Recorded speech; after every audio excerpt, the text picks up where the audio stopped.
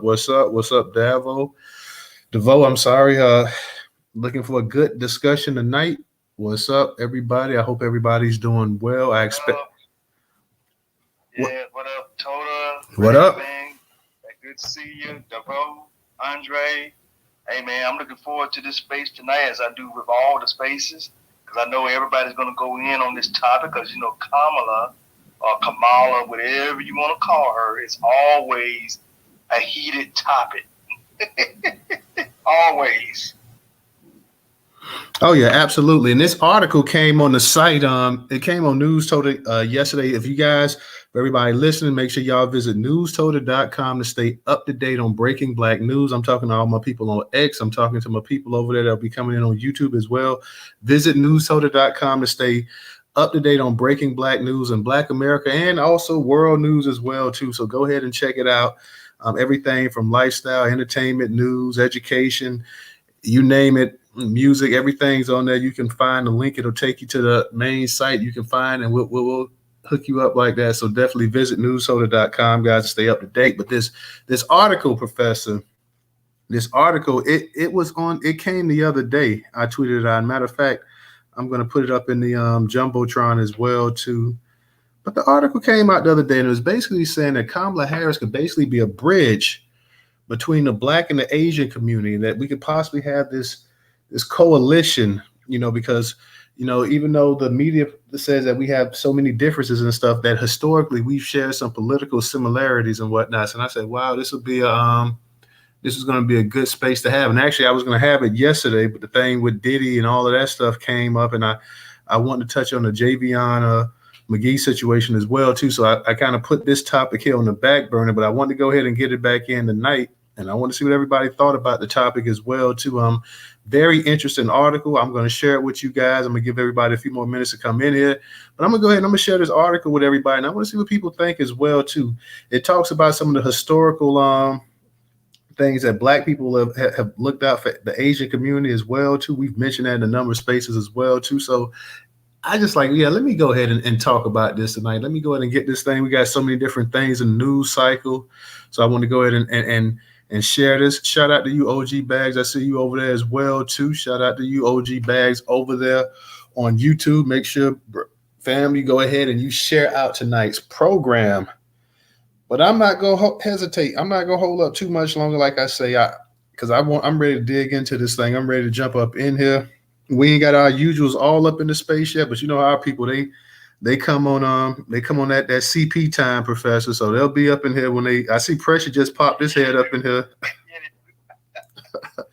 I see Pressure just popped up in the space as well too. So shout out to all my people.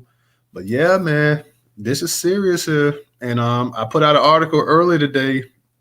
Kamala was getting an interview by the Black journalist, and they made a mention about reparations, and she started talking about they was asking her how she would go about doing this and whatever, and she started kind of giving a runaround and just not a straight answer. But that's not to be. That they was asking her, would she do anything differently than Biden in terms of setting up a commission? And she was like, well, we got to talk about the history. And then, yes or no, lady? Yes, I'm gonna do this. No, I'm not gonna do that.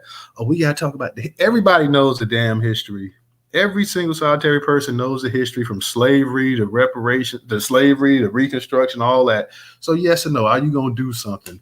What's up, 400? I see you popping up in here as well, too. Let me go ahead, y'all, because I want to go ahead. I was going to say, Tota, when it comes down to this so-called idea of Asian and Black coalition, the only thing that's going to be a coalition there for me is yellow rice and some steak. Now, that's about as good as it's going to get for us, anything yellow, okay?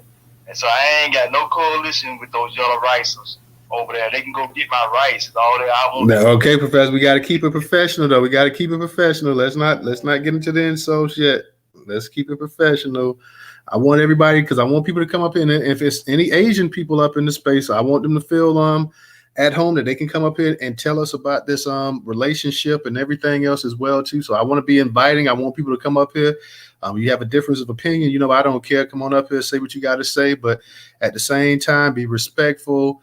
For all the speakers, y'all, make sure y'all don't come off the microphone. Let people finish. Let them get it in, and then come and rebuttal. That's all we say. This is from the Pittsburgh Courier. It says Kamala Harris represents an opportunity for a coalition building between blacks and Asian Americans. The Pittsburgh Carrier is a black-owned newspaper.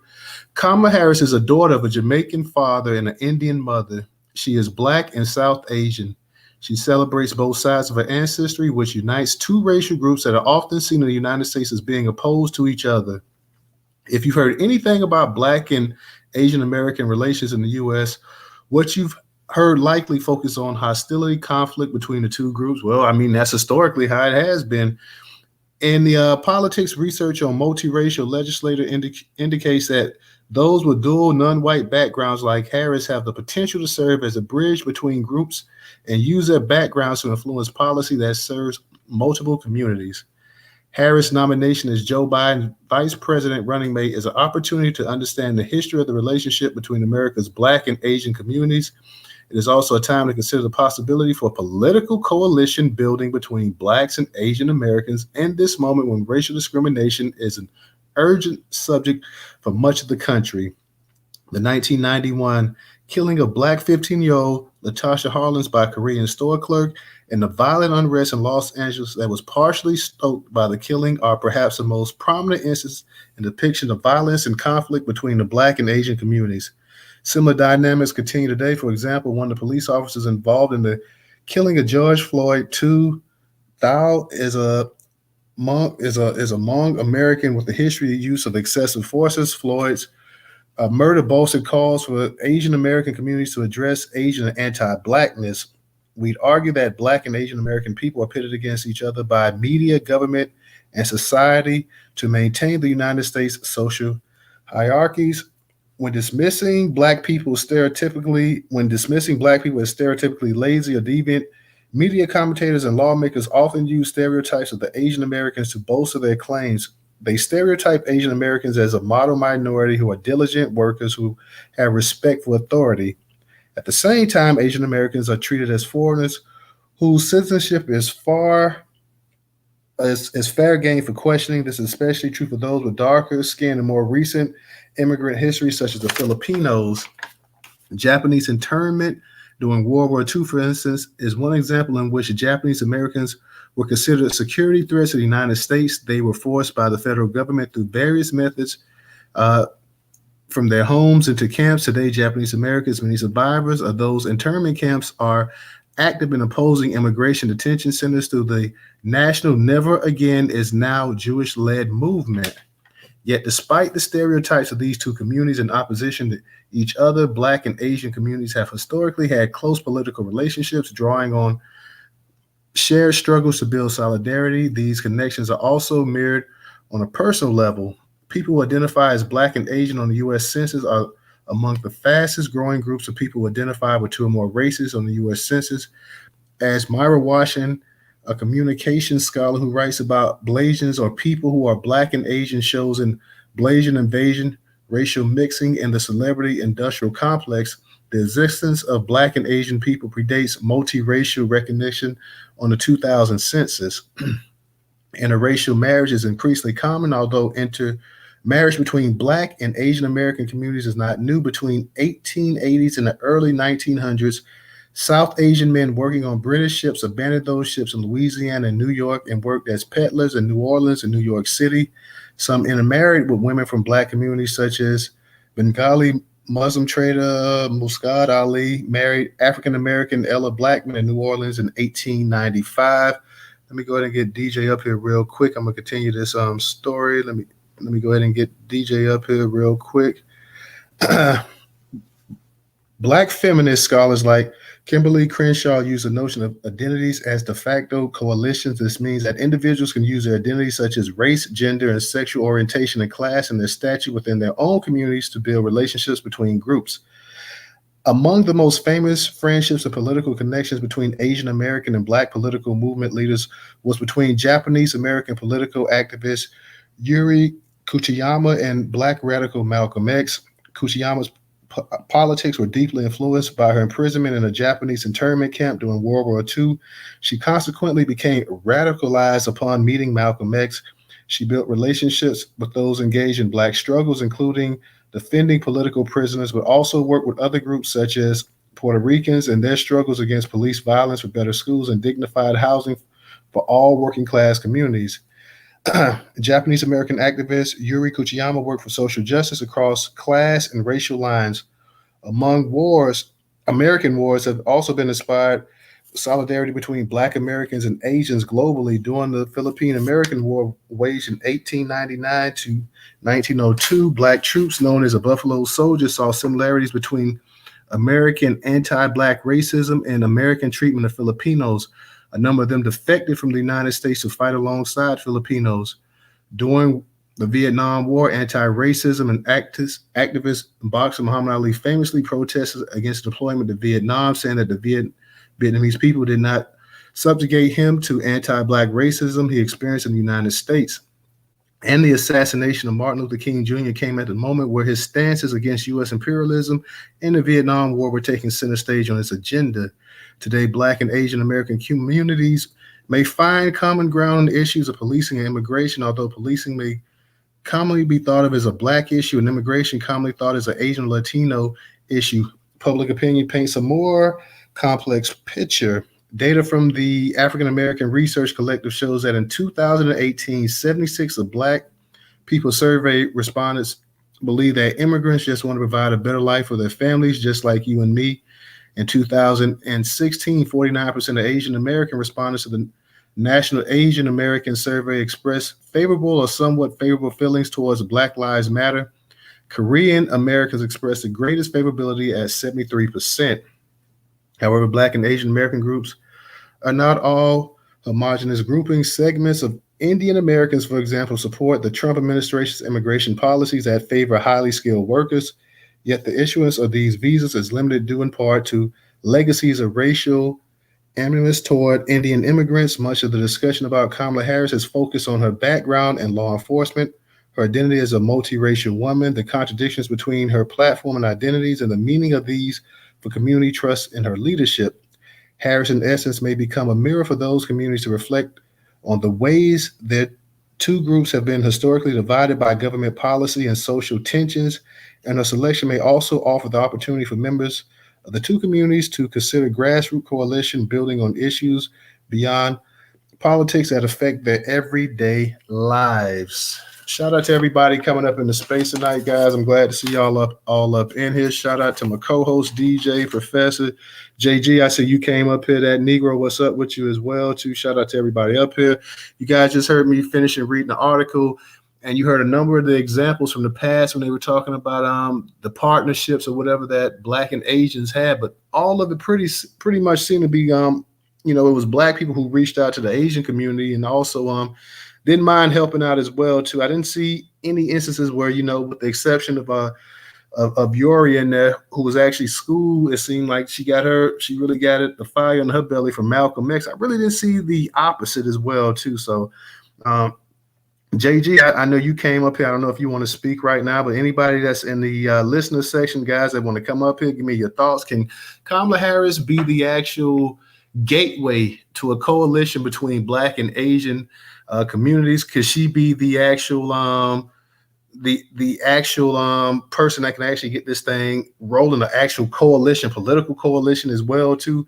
That much I would love to see. I have my serious doubts about that. A lot of times when they're talking about the issues that the Black and the Black and Asian communities got, people always want to say it's the government and it's this and that, whatever. But some of these people just come, man, with a lot of like anti-Black, harbor a lot of anti-Black sentiment. So, it's not always the government and it's not always this and that or whatever. Sometimes, just certain groups and stuff feel a certain way about people, even though for the most part, Black people have always been supportive of the Asian community, whether it's the movies, it's the food, it's the hair products and all that other stuff. They've always been a support of it. So, JG, I see you up here, so I'm going to go ahead and let you go. And then, Professor, we got you.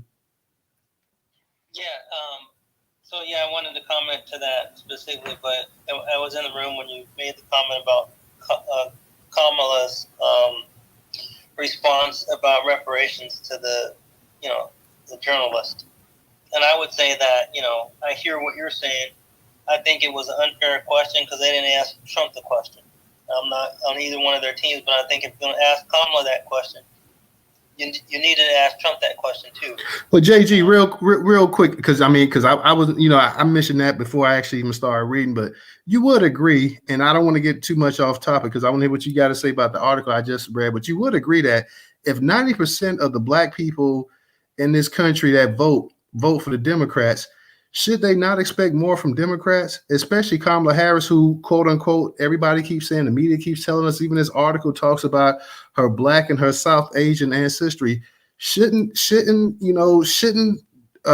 I know you're talking about Trump, but Trump doesn't get 90% of the black vote. He didn't get 80% of the black vote. Shouldn't black people expect more from Democrats than they do from the actual Republicans?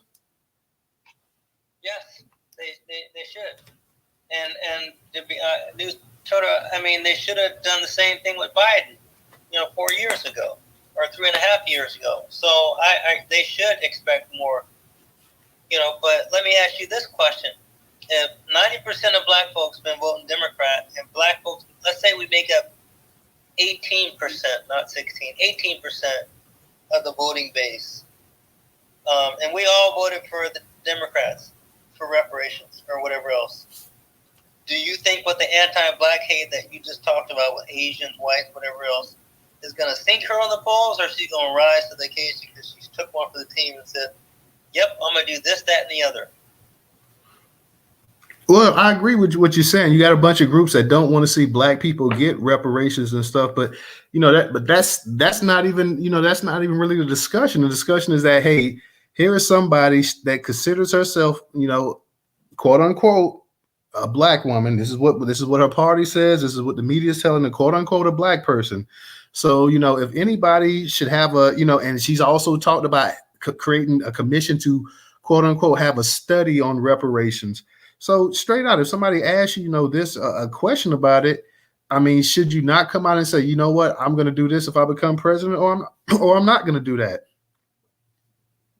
Is that a question for you? So if you're looking at the number, so Toto, I'm not disagreeing with, you take a stance and you die on that sword, right? But if you're looking at a political strategy and a number, it's political suicide to come out and say you're going to do this when you know that that's only 18% of the vote. And as you and I think everybody in this room would agree, the anti-black hate that exists. I'm not saying that you don't come out boldly, but I'm saying when you're looking at getting elected and when it's a battleground states where there's none of us that exist, what do you think those people are going to do when it comes to voting? So I'm not disagreeing with you. I'm just saying, yes, in a perfect world, it should have happened with Biden. Yes, you know what, the Democratic Party right now, Biden should be doing something because he's in a position to do something. Well, let me ask you this real quick, JG. Okay, since you're saying that it basically be political suicide for her to come out and say this, let's say that she becomes the president of the United States. Just in your personal opinion, once she becomes the president of the United States, do you think then she's going to address it and try to do something? Absolutely. Because the question she was asked was, would you, by executive order, if she didn't touch that? Because, as you know, they have executive powers. I think once she becomes president, then she would have that power. And, yeah, I think I would feel more comfortable with her, confident in her doing it by executive order than Donald Trump. But in that same article that we're talking about, didn't she keep trying to say? Didn't she keep pushing the shift to the Congress itself? That the Congress would need to go ahead and do it. It's something that the Congress should actually act on, like kind of taking the ball out of her hands, so to speak. She did do that, as any president would. Just as Trump, 4 years ago, when Trump was whatever, he said if Congress shot something across his desk, he'd have to see, but he didn't think it would happen. When Trump was asked that question, several years ago, he was like, well, I don't think it's going to happen, but if Congress were to shoot it by my desk, but I don't think it's going to happen, right? So it's the same thing. And I want to get to your other question about this uniting of the Asian and black. So, but I want to make sure that we're clear on this point. I mean, we can agree to disagree, but I just feel like it's political suicide for one. I feel like out of both candidates, who would do executive order, I think she would probably be more one to do executive order, more so than Donald Trump, unless, Trump was in office trying to stay there. Okay, well, I think we do agree to disagree on that, because I can always hear that, I can always remember that clip when they asked her would she do something for black people, and she basically said, no, I'm not going to do anything exclusively for black people. So, you know, reparations would be something exclusively for black people. So just going off of her past statements, I personally don't believe that she got in the White House, and I believe like you said, it's political suicide. I don't believe she would go ahead and because she'd be looking to get a second term if she won. I don't believe she would go ahead and do it personally, but you know, I could be wrong. But you can go ahead, JG. Okay. Yeah. For the topic of the room, do I think that, you know, she will bring a coalition between the black and Asians? I think no, because in that article, or never in the article, Toter, you just literally said when you're talking about the Japanese, the Vietnamese, the Southeast Asian, the Chinese, Asians not one just big monolith where, you know, there's this unity, right? So she's not going to bring that about, just like, you know, black folks were not a monolith either. So to say that she's going to bring this unity about is incorrect. You know, the Japanese had a struggle. To some degree, they can share a sentiment because they were wrong. But when you look at it, a lot of these groups do have so much anti-black hate. And the one thing that's true about the article is the meek, mild manner of Asians. It doesn't matter which Japanese, Chinese, Vietnamese, they all will bow down to white supremacy. They're not going to stand up and do nothing for you. Maybe they'll cast a vote in time, but, you know, look, we've seen some of that throughout politics as a whole with how they vote anyway when they come over here, and now they're, you know, not just, you know, they're anchor babies or, you know, parents are immigrants, now they're born here. They're like, well, I made it, you should make it too. And with those stereotypes that white supremacy have put in their heads. So no, I don't think she's capable of bringing that unity. Maybe the unity of the Southeast Asians, because that's what she is, right? Indian. And again, there's so much racism there too. Her own culture has it, you know, when it comes to skin color. So I think that's a fallacy, and it's propaganda to get people to unify for a vote. Think there's going to be something unique out of this. So no, I land. Thank you, JG. I appreciate you as always. Thank you. Professor, I'm gonna get to you, but let me get to DeVoe. Go ahead and unmute your mic. Hello, brother Newstoter. What's up, DJ Professor? Hey, what's up now? I just wanted to throw a few perspectives out there. JG was talking about the power that someone would have with reparations. The Obama administration had the power to give Holocaust victims, the descendants of Holocaust victims, government, federal reparations. They always find the power to do these things for illegal immigrants and these other things, except doing stuff for the people that the main voting bloc that's been voting for them for 60 years. So I just wanted to throw that out there. Also, during World War II Japanese internment camps, they made the Civil Liberties Act of 1988, and they apologized to the Japanese people and gave them $20,000 in reparations. So we have gotten the similar apology from the government. We've gotten everything except the reparations. So if the Democratic Party isn't going to be the spearheader of reparations, why are we even voting for them? I'll land there. Thank you. All right. Thank you. Let me go ahead and get to Professor. Shout out to everybody in the space, guys. Make sure y'all go ahead and retweet this out. Go ahead and share it. Let everybody know that we're live. Same for my people on YouTube as well, too. Go ahead and share this space out and share it on YouTube as well, too. But Professor, go ahead. Professor, what do you think about that article that I read? All the instances where we're showing black people, and from whether it's the Buffalo Soldiers, Martin Luther King, Muhammad Ali, Malcolm X, you know, just pretty much standing up and doing what they could for the Asian community, and we really don't see the examples from the Asian community in terms with the exception of the Yuri. You really don't see it from the Asian community, like having the black Americans back like that. Well, Newstoter, and by the way, peace, power, and reparations to the family.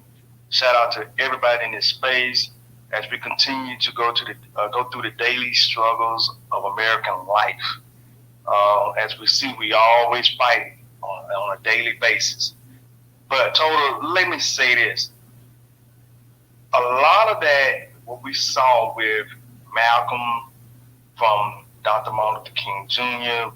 all the way to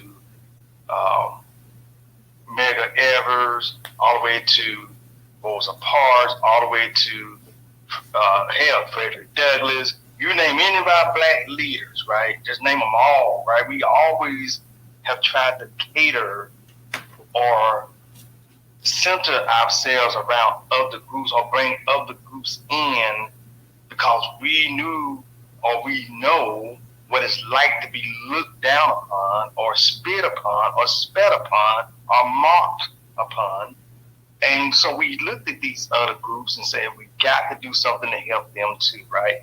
So we felt like we had to bring them in and hold them, bring them into the fold, right?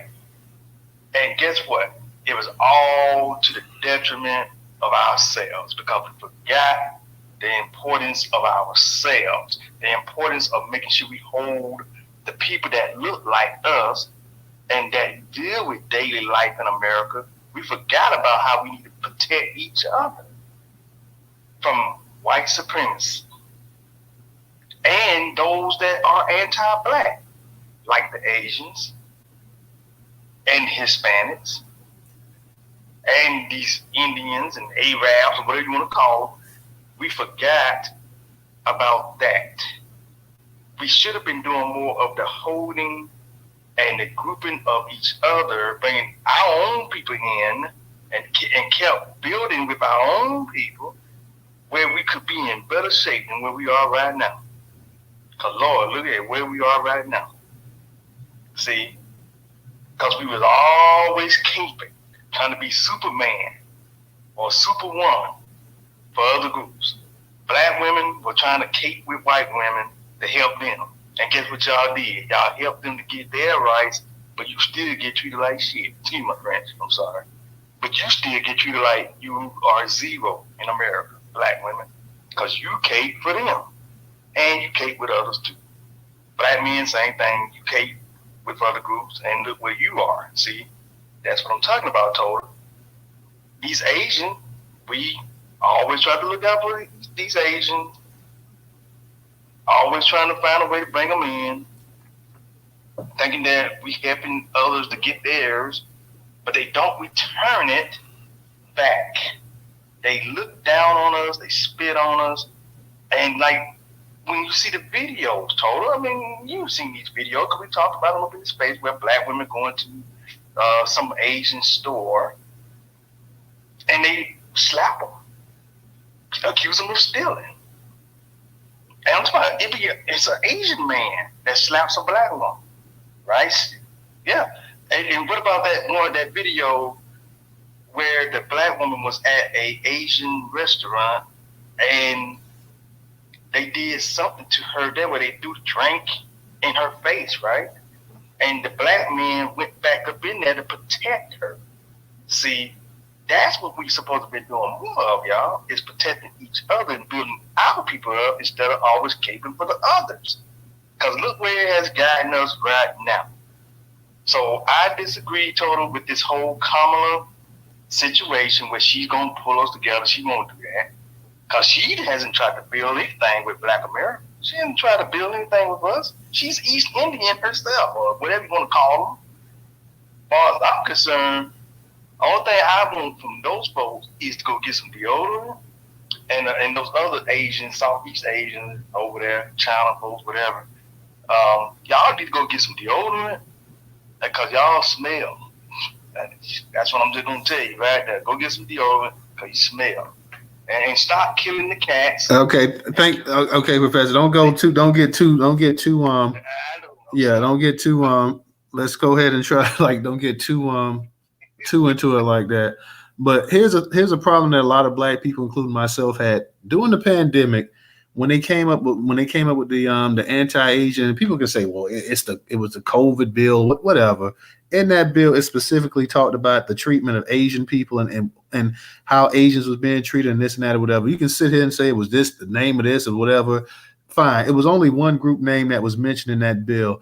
Every time you turn on the TV, it was all of a sudden it became that, black people were the ones that was shown attacking Asians all the time. It was always black people attacking Asians, and it got to the point that and I know a number of black people that was like family members like, oh, well, black people need to stop beating up on them poor Asians and stuff like. And I'm like, wait a minute.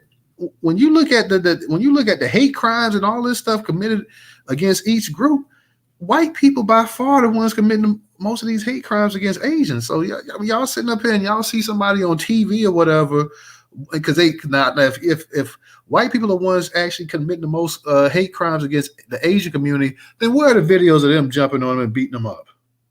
How ironic was it that every video just so happened to have a black person beating up Asians?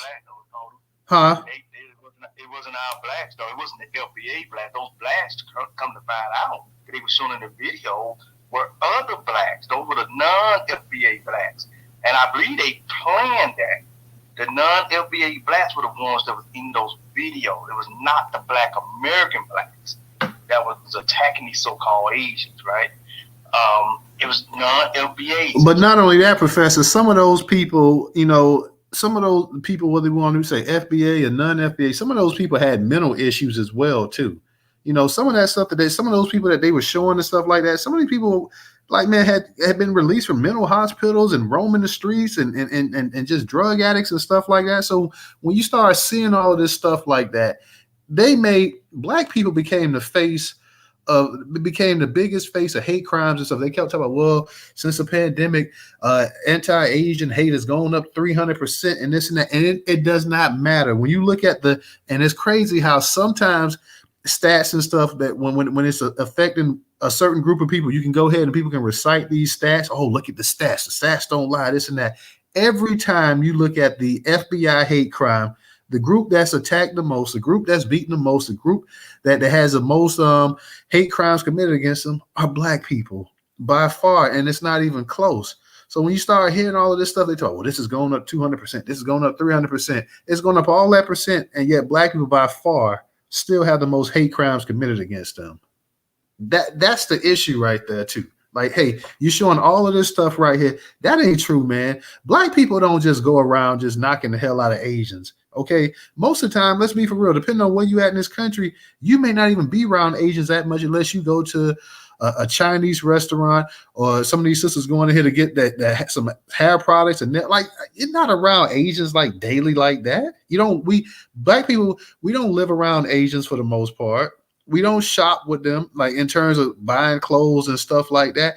There's a few things that you may get from their stores and stuff like that, but you're not around the Asian community like that. To be sitting up here and talking about you, most of the time Asians live around white people.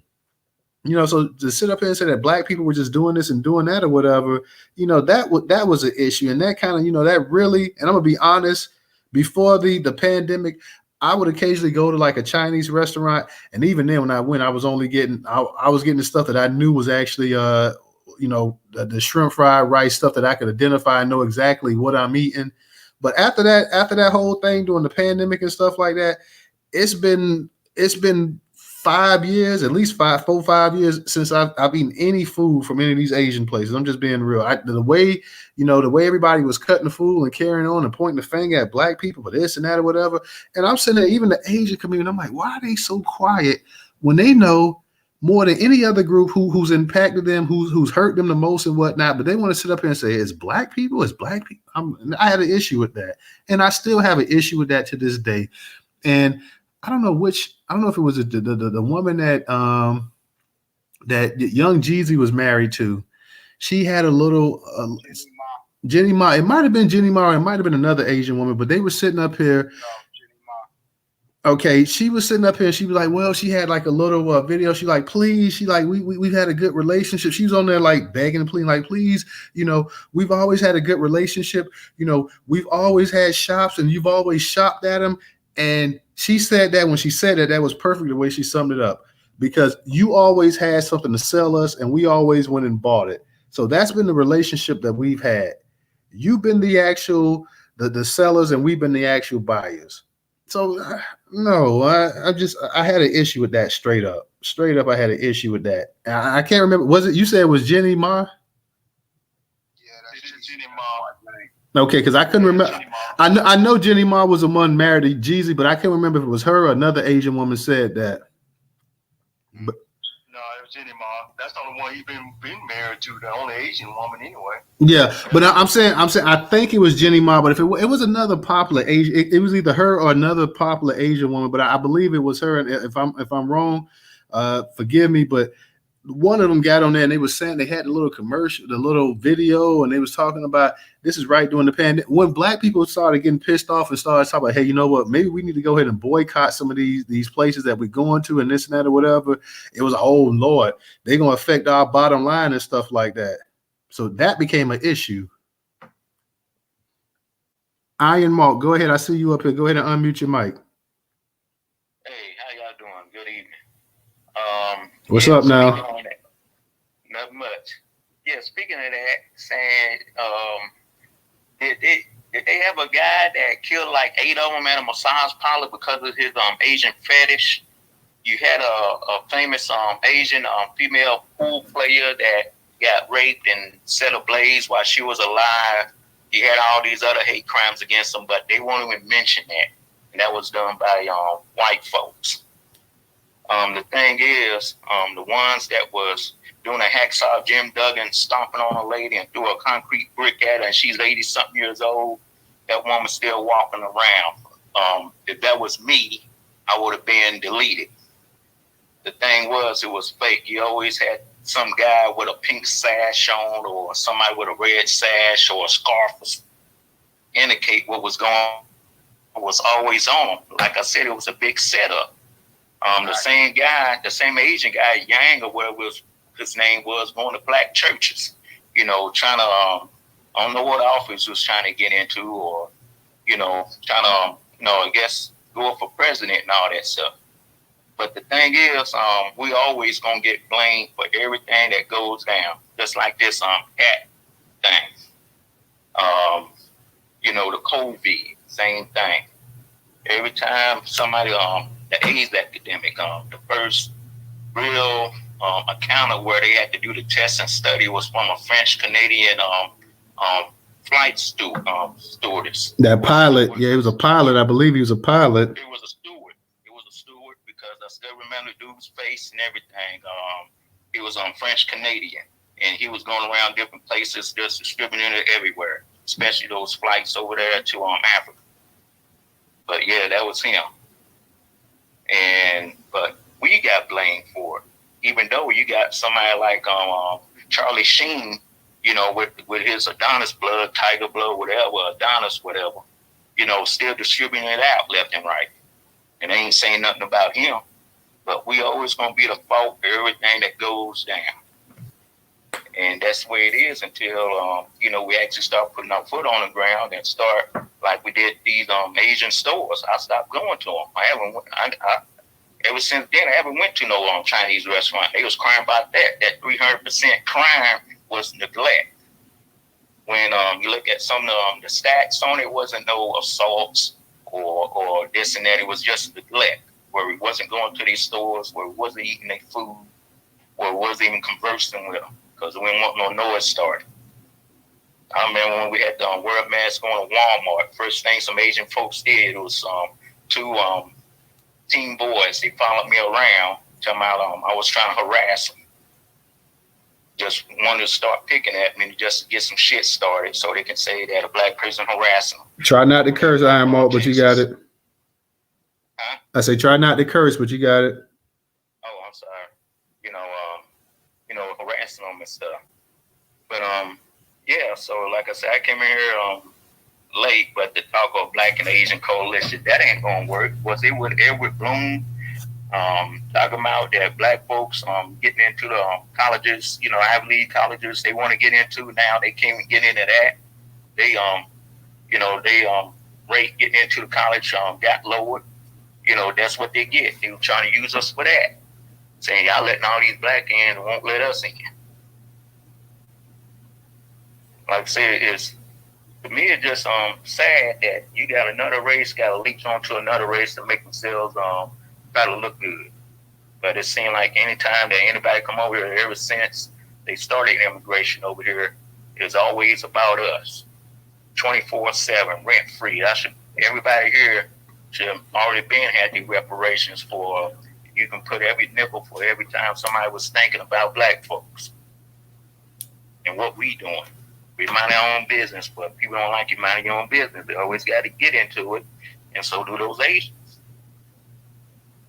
Shoot, I spent 2 years over there in Japan working for an aerospace company, and saying I was seeing more of them, coming around me than I was on base or on the outside of the base at my apartment. They always had to be around you. And laying right there.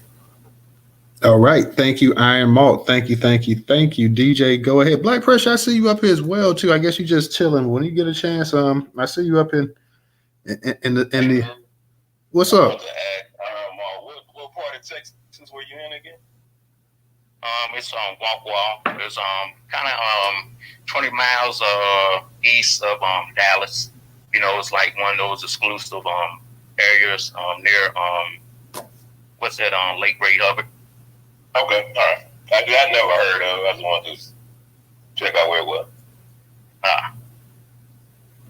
All right. Thank you, Iron Malt. DJ, go ahead. I see you got your hand up. Anybody else that wants to speak? Shout out to my girl Trouble 400. I see y'all up in here as well, too. So definitely shout out to Simply, Rick, and Kim. All you guys up in the space. Definitely don't be afraid. Come on up here. I want to hear what you guys got to say. Hey, yeah, I just wanted to say just real quick before I actually say anything about the topic tonight. It's about 30 people in this room, and it only got about 4 retweets on this post. So can y'all please kindly take 2 seconds to retweet this space, like the space, and if you got an extra split second, quote the space and put a comment in the chat. So that way we can get this algorithm going and push our black narrative. Now, Asian hate is fake. We don't want no sympathy from the Asians. We don't want nothing from y'all. We just want to be left alone. You know what I'm saying? Because y'all have never, ever, Andre 3000 been on the core with Negroes. Ever. You know what I'm saying? This is not an all conversation, but it's the mass majority of Asians. Same way you see these Asians coming in the country now, come fleeing Hong Kong because they being persecuted. Y'all already know all the time I'm on CCP. Y'all got to go back to China because Xi Jinping don't even want y'all over here anyway. Why you think Asians got their own police force over here in New York? Remember we did that story, Total? Guess what happened after that? You started finding Asian police stations, not just around the country, but folks that internationally, like in Sweden, other European places, they find the Asian police stations in their country. Like the moment we did that, it was like a viral spread. So shout out to that story right there. So Dying Yap, you a hoe. Still Gray, you a hoe. Asian Dawn, you a hoe. You know what I'm saying? Y'all don't got no respect for us. You know what I'm saying? Y'all running around here on Twitter all day calling us farm equipment, slaves, lazy, add it up. But it was your folks that was in internment camps put in there by these white cracker-knacker colonizers that enslaved us still. But guess what we did? We fought our way up out of that. And still haven't gotten reparations for that. Y'all had to be freed by a treaty through each government, China, America, and y'all turned around and got reparations for that. So my advice to y'all, if possible, start cooking your own Chinese food at home. Start going to these nail and hair salon, late black women. This is specifically for y'all, that part. Because DJ don't need to get his hair done. You see what I'm saying? And my barber's a black man, American. You know what I mean? So it's like, y'all gonna have to start shaping up and shifting up a little bit, yo. Find another way to either get your hair from somewhere else that's a black person, or hey, you just gotta go bald Onyx style, lady. It's over. You know what I'm saying? So join the club, we all go bald. You know what I'm saying? It is what it is. Love you a long time. There you go. You know what I'm saying? So with that being said, stop dealing. Hey, look, check this out. I've been getting a hell of a lot of spam calls because I got a business, I got a Google business, all this other stuff. You know, my name and number is out there. You can call DJ straight up, you know what I'm saying? Or any type of technical support, whatever it is you may need, you know what I'm saying, music-wise. I'll get hell of calls from the DC area, because I got a 202 number, shout out to Kamala, Northeast, you know what I'm saying, and Southeast, you know what I mean? About, are you available for massages? Oh, Asian haters fake. So all I've been just sending these people that be texting me this is my Asian haters fake video. You go watch it down in the purple chat. How these Asians are up in New York, all in Manhattan on the Holstro. Reports have been from major news institutions. There's, for every one Starbucks on the corner, there's 2 Asian whorehouses in New York City. For every one Starbucks, y'all, think about that. So Starbucks everywhere. In Manhattan, for every one, there's 2 Asian whorehouses. And you can get online, and you got folks that's just regularly walking the beat. The lot lizards know what it is. They Asian, yo. Back to what Iron Mall said, down in Atlanta, where that white cracking knacker bopped all them, killed all them Asians in that Asian massage parlor. I don't understand why he did that. I thought he said, he said, it making it seem like he was a bad customer or something. He was coming there to pay y'all. Y'all told him no. And he said, oh, really? That's what he did. You know what I'm saying? So at the end of the day, that Jenny Mock conversation, yeah, that wasn't going to work, Cheesy. I don't even know why you even went that route. Because Jenny Mock, like Negroes, you know what I'm saying? You ever heard her mother speak, bro? Yeah. Prejudice as hell. You know what I'm saying? So that wasn't going to work out. Cheesy is what it is. And thank God you got the divorce, even though you probably pipe the seed, and is what it is. You know what I'm saying? At least that way she ain't going to get none of the wealth. You know what I'm saying? You go to your daughter or whatever. You know what I'm saying? So with that being said, 4 chicken wing, fried rice, fried hard, mama. Well, Gene, I don't care about it. Never have, never will. And this ain't no disrespect to none of my Philippine friends, Asian friends. I got a Korean cousin, straight up. Ain't no disrespect, but y'all know what time it is, man. I'm out. All right, appreciate that. Let me give a shout out real quick to Iron Malt. Iron Malt, thank you for your donation on Cash App. For those that can support us on Cash App, $Newstoter, $Newstoter. We also have the PayPal and Venmo up in the Jumbotron, but we're really trying to get people to go ahead and sign up to that site, to the Newstoter.com platform. It takes maybe a minute to create an account, and you can support for as little as $1.75 a month. That's you don't have to go no higher than that. We have a plan for $1.75 a month reoccurring payment. We do need that support. So definitely, for those that can, like I said, we're trying to go ahead and we're trying to get more people on the actual subscribe to the site. So for as little as $1.75 a month, you can support the Newstoter.com platform, guys. It's on the screen on YouTube as well. I just put it on the screen on YouTube, guys, with the link, the customer portal link. We definitely need that support. We definitely, as a small, independent, Black American-owned news media outlet, we need as much support as possible, guys. For those that can donate on Cash App or that can actually join and become a paying customer as little as $1.75 a month, please definitely think about that. Even if you can donate just $1 to the Cash App, that's appreciated as well too. Let me go ahead and get to Black Pressure. Let me get to Ray. Anybody else in the listener section, guys, feel free to come on up here. We're talking about Kamala Harris. Is Kamala Harris going to be the actual link to a possible Black and Asian coalition? If you guys just came in here and you missed the actual story that I read, the article that I read, a lot of us don't think so. But, you know, everybody's entitled to their own opinion. Maybe you see something. But historically, Black people have always supported the Asian community. They've always supported Latino community. They've supported every community that has come over to this country, but they have not got the same level of respect and support back. So let me go ahead and kick it to Black Pressure. Pressure, you got it. Hey, no, skip me real quick. I'm trying to pay my car note on the line. Go ahead, I'll go after Ray. All right, Ray, what's going on tonight? What's going on, everybody? So I'm gonna make this really, really quick. So I heard someone say earlier, because I wasn't actually looking to see who it was, say that suggesting or even passing reparations for Black Americans will be political suicide. Did I hear that correctly? Basically, JG was saying that if you came out with that, yeah, can you hear me, Ray? Yeah. I heard it was more a rhetorical question. Oh, okay, yeah, go ahead. I'm sorry. So what I'm getting at is, he said that's political suicide, but how is it not political suicide to sit around practicing benign neglect to the same community that has supported you for 60 years and we haven't gotten anything out of it? Shouldn't that be political suicide? And that's the thing, Ray. And that's and you know, whenever you hear, because I keep hearing this, whenever black people say something about, you know, the Democrats, you just mentioned it, 60 years you've been supporting this group. Actually longer than that. If you want to be perfectly honest, go back to FDR. FDR was the one who really started getting the black vote coming in, you know, and it just started becoming more and more and more over time. But really, for the past 70 some years, at least, black people have been supporting the Democratic Party.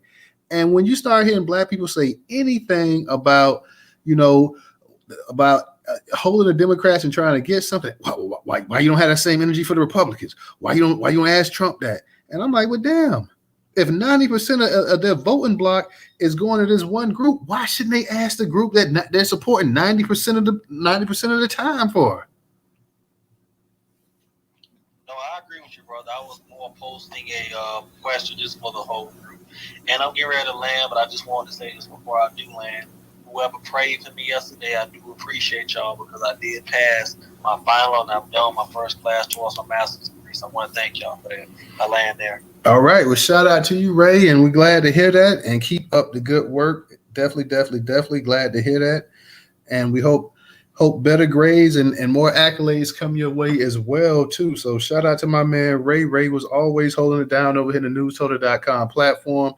Our former co-host, Ray, you know, he used to be up here all the time, but, you know, he had school and duty call. But shout out to Ray. Ray is part of the Newstoter.com family. So shout out to Ray. Pressure, you still paying your bill? You want me to come back to you? I can come back to you if you want. Nah, I have to do a couple extra steps. Yeah, I got it. But so what's up, News? What's going on? What's up, Pressure? Oh man, what's up, Black family? Look, check this out. Talking about Kamala Harris, and you know, you think she'll do anything for black people as far as reparations, related to reparations? If you want to answer that question, all you have to do is use her track record as the DA in California as a rubric. You can look at how she handled the case of Matrice Richardson. You can look at the case of Jamal Truelove. You can look at when the Senate in California came to her and said, you can't keep locking these people up like this. You're overcrowding the jail. You can look at that scandal with that DNA crime lab she preferred in air quotes, where it ended up dismissing like 1,000 drug cases of people she had put in jail. You could look at how she wanted to use those black prisoners instead of releasing them, use them as to fight California wildfires. Like I said, you just use that rubric in her relationship with black people. It's obvious Kamala Harris hates niggas. She cannot stand black people, and if you leave it up to her to do anything about reparations for the sons and daughters of the transatlantic slave trade in America, it's never going to happen. Period. I know they probably got Kamala supporters in here. You cannot like what I'm saying all you want, but it's the truth. She hates niggas, always has. And as far as the relationship with black and Asian people, one of the movies that stands out in my childhood, if you look at the opening scene in Menace to Society. I knew you was going to say that. That sums up everything you need to know about relationships with black and Asian people. And I know, of course, Menace to Society, if people say, well, that was a movie. That movie actually reflected I think her name was Latasha Harlan's case. It wasn't just solely that, but it had some elements of that in there. And of course, overall, just that relationship with black and Asians, if you look at that opening scene in Menace to Society, that dude didn't pull that out of his behind. We've never had a great relationship with these people. It's always been a combative relationship with these people. And you can go to all 50 states and see that. So, like I say, I ain't going to talk y'all head off. I'm going to mute up and listen. All right, appreciate that. When you look at that scene, and then you think about even at the end of Do the Right Thing, when they burned down the Italian pizzeria that Danny Aiello had, and they was getting ready to go to Korea, and he was like, "I black like you, I black like you." Like that part there, when you think about the Menace to Society scene, and I think about that as well too. Like, yeah, it's something. It is definitely something. I see we got a new speaker up here. Beauty. Is it Beauty By? I couldn't see the whole name. Newstoter and Shantae. Oh, what's up, Shantae? What's up? You know something? To be actually honest with you, that's what I came up here to say to you. I wanted to say hello to you, and I wanted to say hello to DJ. So when I sit there and hear y'all talk, I'm looking like, damn, I feel like I'm being disrespectful to y'all without saying hello to y'all. So that's what I came up here to do. I came up here to say hello to you guys. How y'all doing? Well, we doing pretty good, Shantae. Long time no here. I'm glad to see that you're doing well and everything. You done changed. You done had so many different profiles on us. It's always a pleasure. I'm gonna shout out everybody to the room. I love Ray Smith and everybody in the family. Everybody in the family. No taxation. I just wanted to say hello. And I felt like I was being kind of rude without saying hello to you, like, are one of my favorite people on the app. So I'm like, damn, I didn't even say hello to him in a while. So I just want, share some love.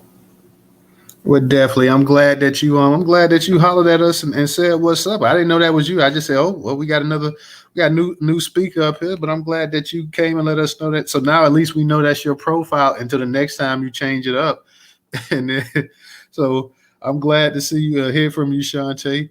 I want to say this one thing, and I know everybody. I know we pretty much with the affirmative action, we know it was a waste of time because it was pretty much going to any and everybody besides Black people. But let's not forget that you had a large segment of the Asian community that was constantly going in, constantly talking about affirmative action, constantly making snide remarks, and we know who these snide remarks was aimed at.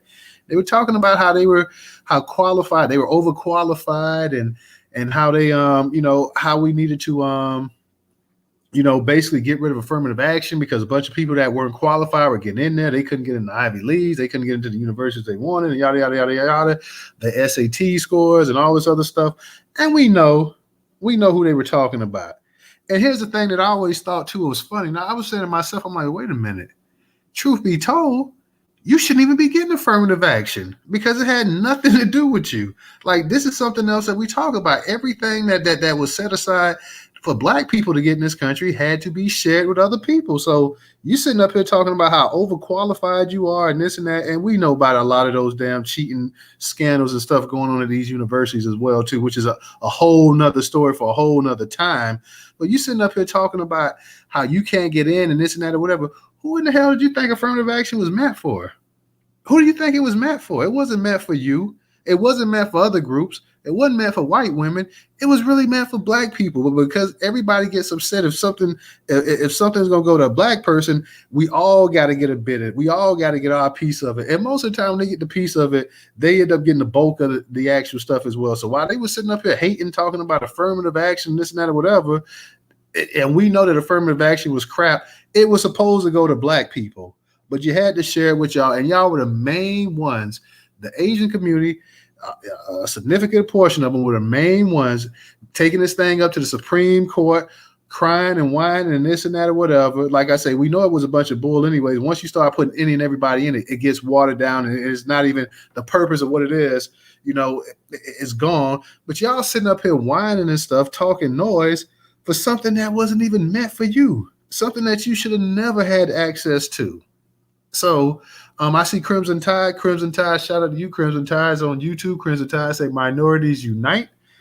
I'm laying it down like this right here, Crimson Tide. The reason that minorities have not united in this country has not a thing to do with Black Americans. Okay. If everybody else was on time like Black Americans, minorities would have united back in the 50s and the 60s. It has nothing to do with Black Americans. If you want, and it's the same thing when people talk about racism, that we need to have a sit down. You hear white people, we need to sit down and we need to come to a point and this and that, and we need to agree on this. And if everybody, no. If you want racism, and the white community needs to end it. Okay, they're the ones who created it.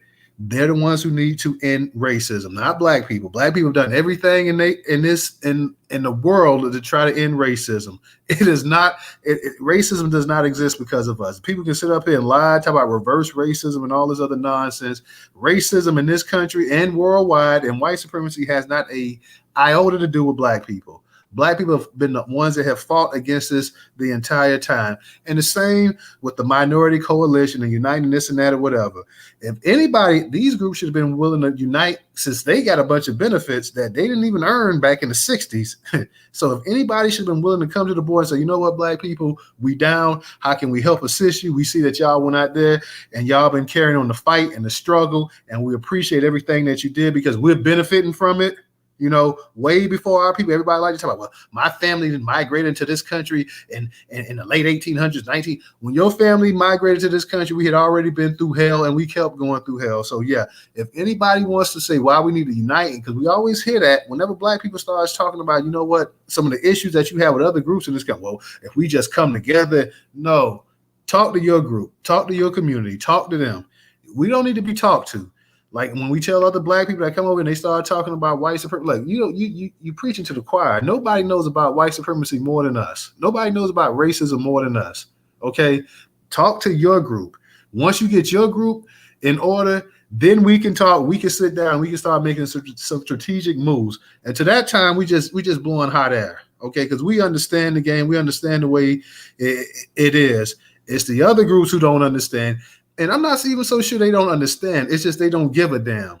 Okay, they just really don't give a damn. They want to play dumb and play stupid and this and that or whatever, but they just don't care. So it's not us, it's them. So whenever they want to unite, first go get your people in line, get your people checked out and everything else, and then we can sit down and we can start talking about having a relationship that you know, if it's going to be beneficial for both of us. Because so far, this relationship between Black and any other group in this country has been beneficial for the other groups. It ain't been beneficial for us. Y'all ain't coming to the soul food restaurants. Y'all ain't coming to our clothing stores. Y'all ain't spending bread with us the way we spend bread with y'all. Straight up.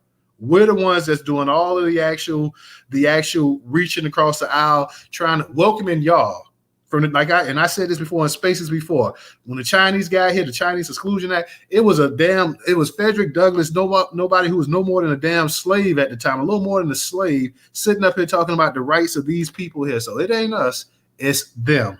I see we got my girl Trouble up here. We got my boy 400 up here. Trouble, go ahead. I'm gonna get to you. I'm gonna get to 400. I get back to you, Shantae. Professor, I got you as well too. But shout out to my girl Trouble. Like I said, y'all, we need that support. So hit us up on Cash App. We're trying to get at least $1 donation from some of our people up in here. Iron Malt, he already donated, so I'm appreciative of that. But if we can get a couple dollars, it ain't got to be 5, 10, 15, 20. Like they say, what jingles, we also take that as well too. We need it. The curation platform is doing this thing. Let me get to my girl Trouble. Trouble, what's going on tonight, sweetie? Hey, Newstoter. Shout out to everybody in the space. Much love to y'all tonight. Excuse my voice right now.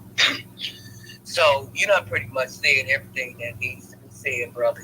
You just kind of broke it all the way down. You went all the way around the world and broke it down. And I appreciate that build you just have 100% correct and on point. I'm just my commentary on the subject is I'm just tired of all of these different correlations that they try to stick Black folks in, as if, you know, we need to be in a correlation with somebody else in order to get the help that we need. And to order to receive any type of benefits or attention. If they're not Black and Hispanic and Black and browning us to death, now they want to Black and yellow us to death.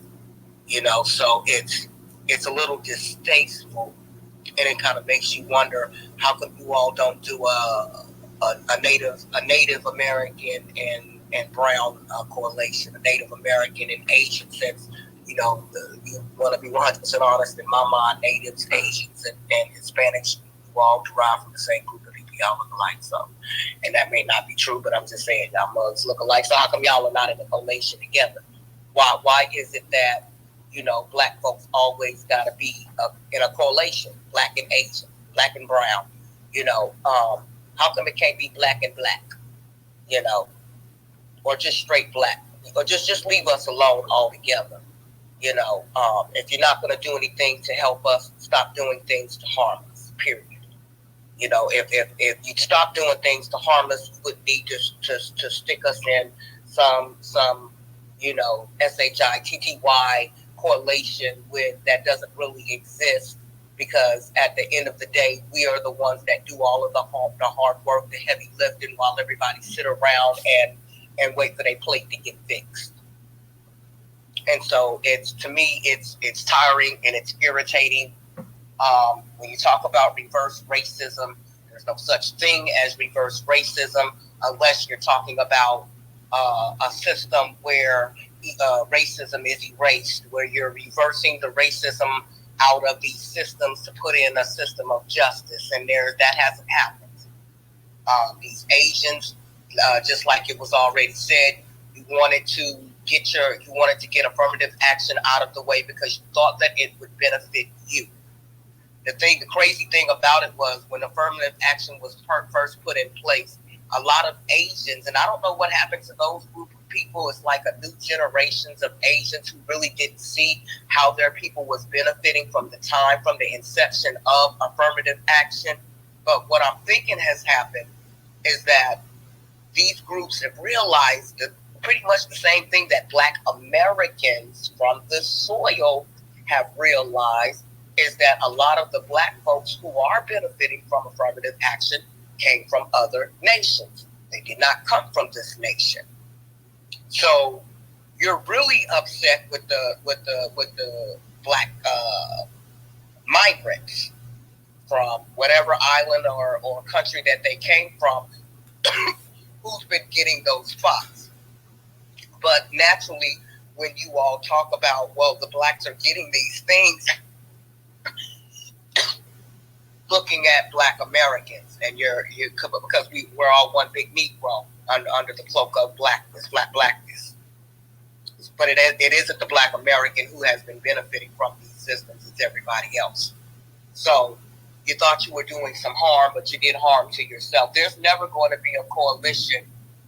There's never going to be, like the person on YouTube said, a minorities unite until these other minorities, stop wanting so much closeness to white proximity, until they stop wanting to be the lapdogs of white supremacy. And so there's never going to be a correlation with us and them in the manner of unity in that way. We've already tried that. We're here. It's like I tell my people that, my little nieces and nephews, they got issues. Y'all are the ones that got probably the one that got to get right. Auntie will be right here when you need me. My number don't change. We're right here. We ain't going nowhere. Us Black folks, Black Americans, we pretty much stay the same. We love you, but we know how to love you from a distance. We know how not to fool up with you. We know how to let you go on out there and learn them lessons, bump your head and get right. But we right here. Anytime when you get right, we right here. We ain't going nowhere. But you gotta prove yourself trustworthy. You done lost our trust. You losing respect. So when you want to really be a part of a Black and a whoever coalition, it's on you to get right. It ain't on us. We done already been right. We done already showed all of these other groups love. How much love we gotta show y'all? And so I don't believe that none of these coalitions, Black folks, we need to focus on us, and they're constantly doing things to try to take our focus off of us and focus on somebody else. They see that we're trying to focus specifically on us. So here you come with another faux pas, a coalition that's dead in the water before it even arrived. It ain't even arrived. It ain't even wet on the paper. The ink don't stick. And another aspect of it, to me, what's constantly keeping us to a certain position where it's okay for these other groups to keep pointing the fingers at us as if we are the problem, as if we're the ones that's making it hard to have a coalition or unify, is we got our own black people. And it kind of, it been dawned on me, but today when I see Michael Harriot, somebody that I halfway like, and respect, because I like a lot of his writings. He's really witty.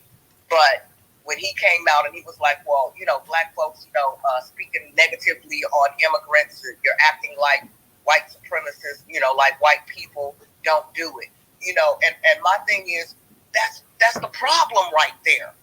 When we got our own black people in the media that's constantly pushing the narrative that all of the insidiousness towards these other groups of people is coming from Black America, and that the onus is on us to build these bridges that they burnt down. They burnt these bridges down, but you want us to send these clowns a goddamn boat. And you keep getting in the media and making it seem like that. And when you have a large platform and when your voice is heard and you have a lot of white people following you with different things, it's our media who's making us be the boogeyman. And it's our own people who are doing it. It's our own people, and it's these other people who pretend to be us in the media that's doing it. So you all are essentially making our job harder. Even if we wanted to unite. And I'm at a point right now where I don't want to unite with no damn body. I don't want to unite with nobody who got ill intentions of their fake, false unification with me. I know my people by their spirit. And if you're not trying to do the right thing, if you're not trying to be honest with how you feel, I don't want you nowhere near me. I don't care if you look just like me. Stay away from me. I'm not trying to unite with nobody. I'm trying to get right, period. And I want all of these other nations to go ahead and get right. Stop putting us in the middle of y'all's drama and them 50 million people you got speaking inside of your head that's making you feel like, it's something wrong with us. No, it's you. It's you. It's not us. It's you. So I'm sorry, Tony. I go on my rants, but I land right there. Oh no, I was enjoying that. I was actually enjoying it. You were going off. So I actually, everything you said, there's nothing you said that I disagreed with. Not one thing. Anytime that it's like in this country, I don't know, it's like whenever they think that black people are trying to do something or build something, it's like, how can we knock them down? Oh, well, white people say, well, we've knocked them down for hundreds of years, so now let's use other groups to knock them down and stuff like no matter other groups, they can build everything within their own, and nobody's that are destroyed or criticize or talk about it. You don't hear nobody talking about Chinatown or Koreatown or Little Italy or none of these other places. But whenever a black person started talking about doing something, like Dr. Claude Anderson said, when he was talking about trying to have a black town or whatever, nobody wanted to hear that.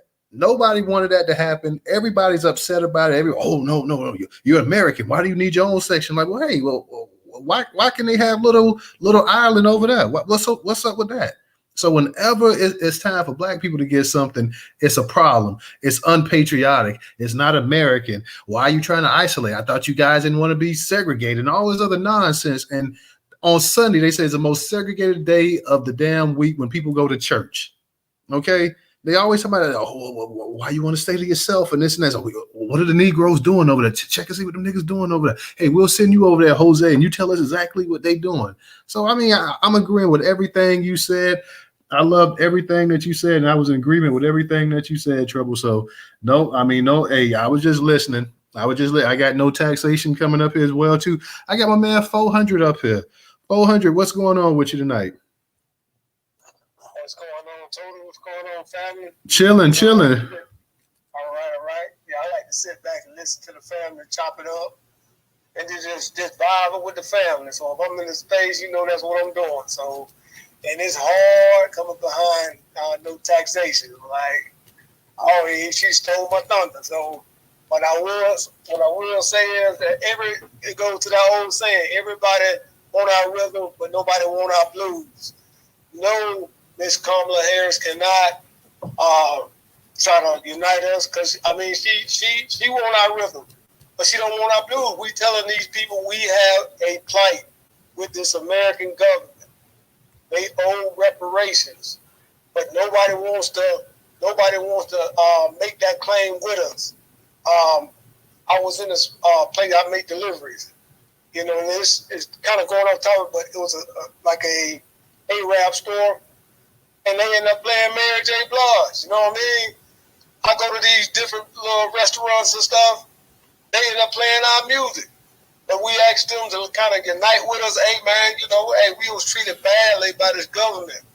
We need to get reparations. Can you get on board with us? No, they don't want to do it. So no, it's no coalition. No, it's nothing. It's like no taxation. Say, well, I mean, we done extended our hand to the fullest. We can't extend it no more. So no, it's no coalition. No, she can't. She not even aligned with us. How she don't unite us? She not even united with all black people. She united with those Boule people and her sorority sisters. But come on, no, it's a no. It's a no for me. And I'll land right now. Real talk, 400. Thank you for coming up. Definitely appreciate it. I know you like to chill and whatnot, but I see you sometimes come up. So definitely, whenever you want to come on up here, man, feel it. Just request that microphone. We'll get you up here. We'll definitely get you up here. I'm gonna go to pressure, but I gotta read this. I gotta read this comment that on YouTube that Crimson Tide put. Crimson Tide says black people have always benefited from allies, no different now. Okay. Hey, tell that nigga to come in this space. He said that. Tell him to come in. Yeah, that was an ignorant ass comment. Okay. We ain't never been giving no damn allies. Okay. I'm just and I'm gonna be. I'm just trying to figure out when. Okay, let's just look at some historical events in this country. We had slavery. Tell me, what allies, Latino or Hispanic, Asian, Arab, East Indian, tell me what allies helped black people get out of slavery? You mean the Hispanics? You mean the Hispanic that fall for the Confederacy? You know? I guess so. I'm gonna ask another one. Then we had Jim Crow. Okay, what allies? What Latinos? What Asians? What Hispanics? What Arabs? What East Indians? What Native Americans? What did any of them do to help us get out of where we was at? We had the Civil Rights Movement. Where were all of these groups doing the Civil Rights Movement? Okay. You can't possibly sit up here and say that we had allies. Now, if you want to say that after everything got done and in the 70s you start having these little groups of nonprofits forming and stuff like that and this and that, then say that. But don't sit up here and say that we've always had allies and we didn't benefit from a damn thing in this country but our own labor, sweat, blood, and tears. We didn't benefit. We weren't given anything. There was no handouts. There was nothing. Okay, we didn't benefit from a group. White people didn't benefit us by giving us anything. We had to fight tooth and nail against them. They fought like hell to keep you subjugated in this country. So what other groups came up over here and helped black people out and gave us a helping hand and fought and died and stood with, like that article I read tonight? When you had the American Philippine War and you had black soldiers going over there, defecting and going over there, helping them people. When in the history of this world have you had any group from any country come over here and do the same damn thing for black people? Tell me. Since we've benefited from them, tell me, when have you ever had that? Show me any kind of similarity.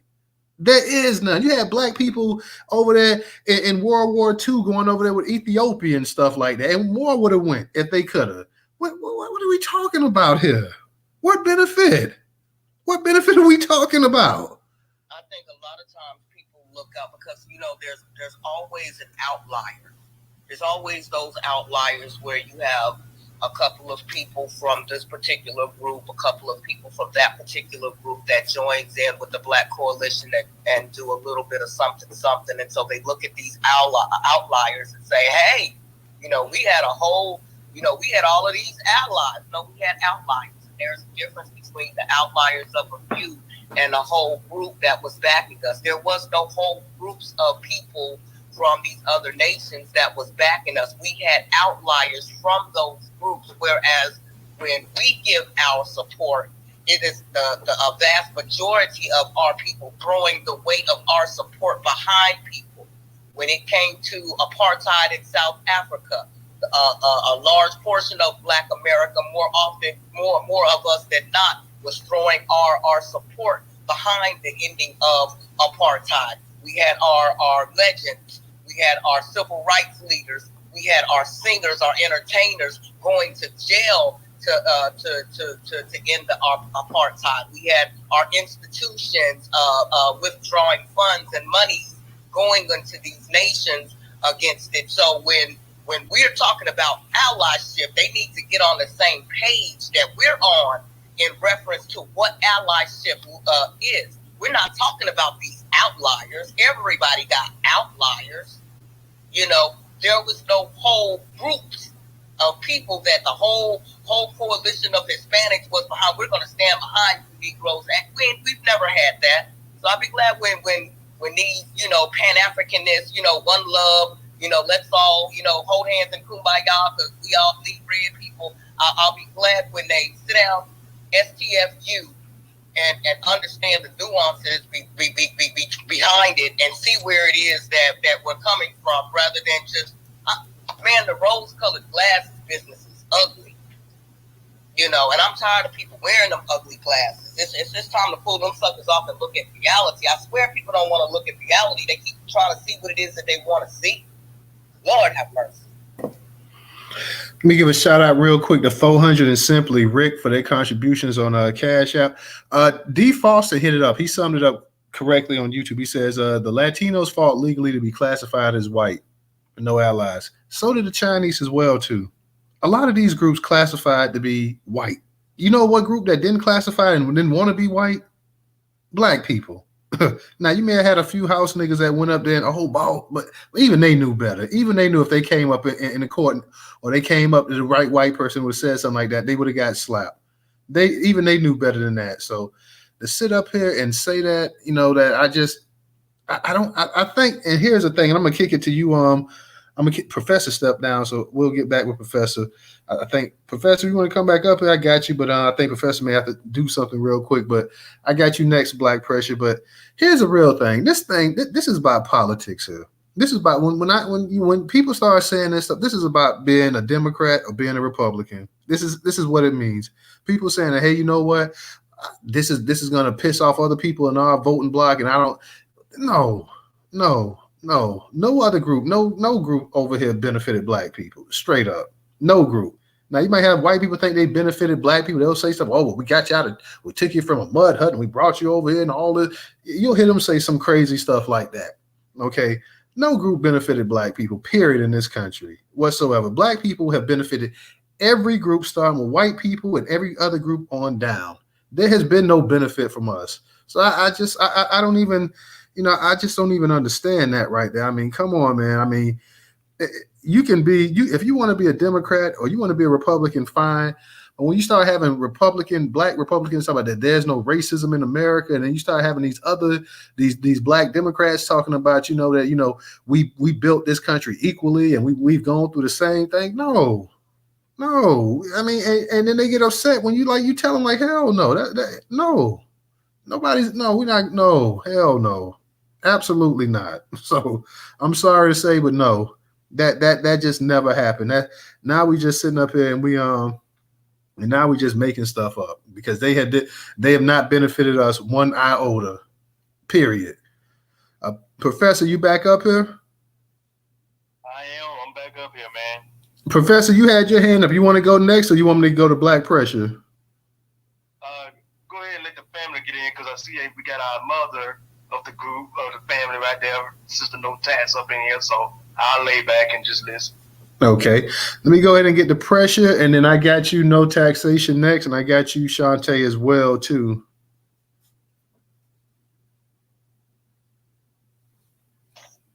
Hey, News. You got a Pressure?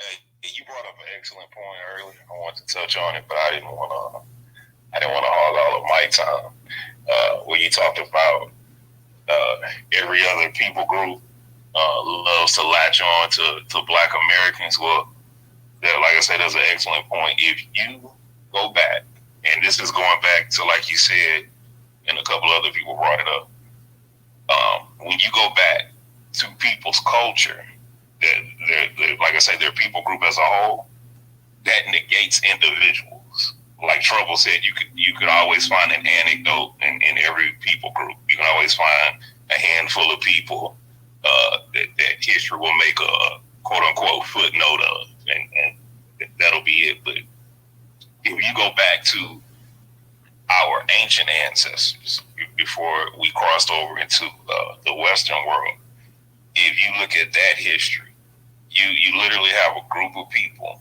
that have no history of constructing warships and selling thousands of miles to other land masses to go slaughter people. Like I said, if you look at ancient Africa, people sitting there minding their own business. Now, was there squabbles, infighting in between us? Of course.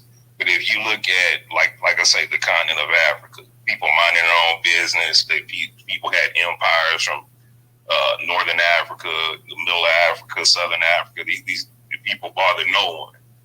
Here came the Greeks. Here came the Persians. Here came the Romans. Here came the Gauls. Here came the Portuguese, the Dutch, the English. So, like I said, you made an excellent observation. These people have a 5,000-year history of bothering Black people when Black people are doing nothing to them at all. And I'll mute up and listen. Real talk. Appreciate that, Precious. Appreciate that. Let me go ahead and get to No Taxation. No Taxation, how you doing tonight? I'm doing pretty good, I think. I hope. I pray. I hope you're doing pretty good. After I said I'm doing pretty good, I had to think about it. I said, well, wait a minute, am I? Everything is up and down now. That was so kind of you, 400, to say what you said. And hello to everybody in the room. Y'all better not let Kamala take you off your game, because that's what she's trying to do. You know that. Kamala trying to take y'all. Kamala. Stuff like this. When she be in presidential, I'll call her Kamala, or I'll call her the vice president. But this is a Kamala thing. That heifer trying to pull a stunt. Shit, excuse me, can we say heifer? That's a cow, ain't it? Yeah, you can say heifer. Hey, y'all can say the A word too, but just don't drop the B, the S, and the F. Well, go ahead. Okay.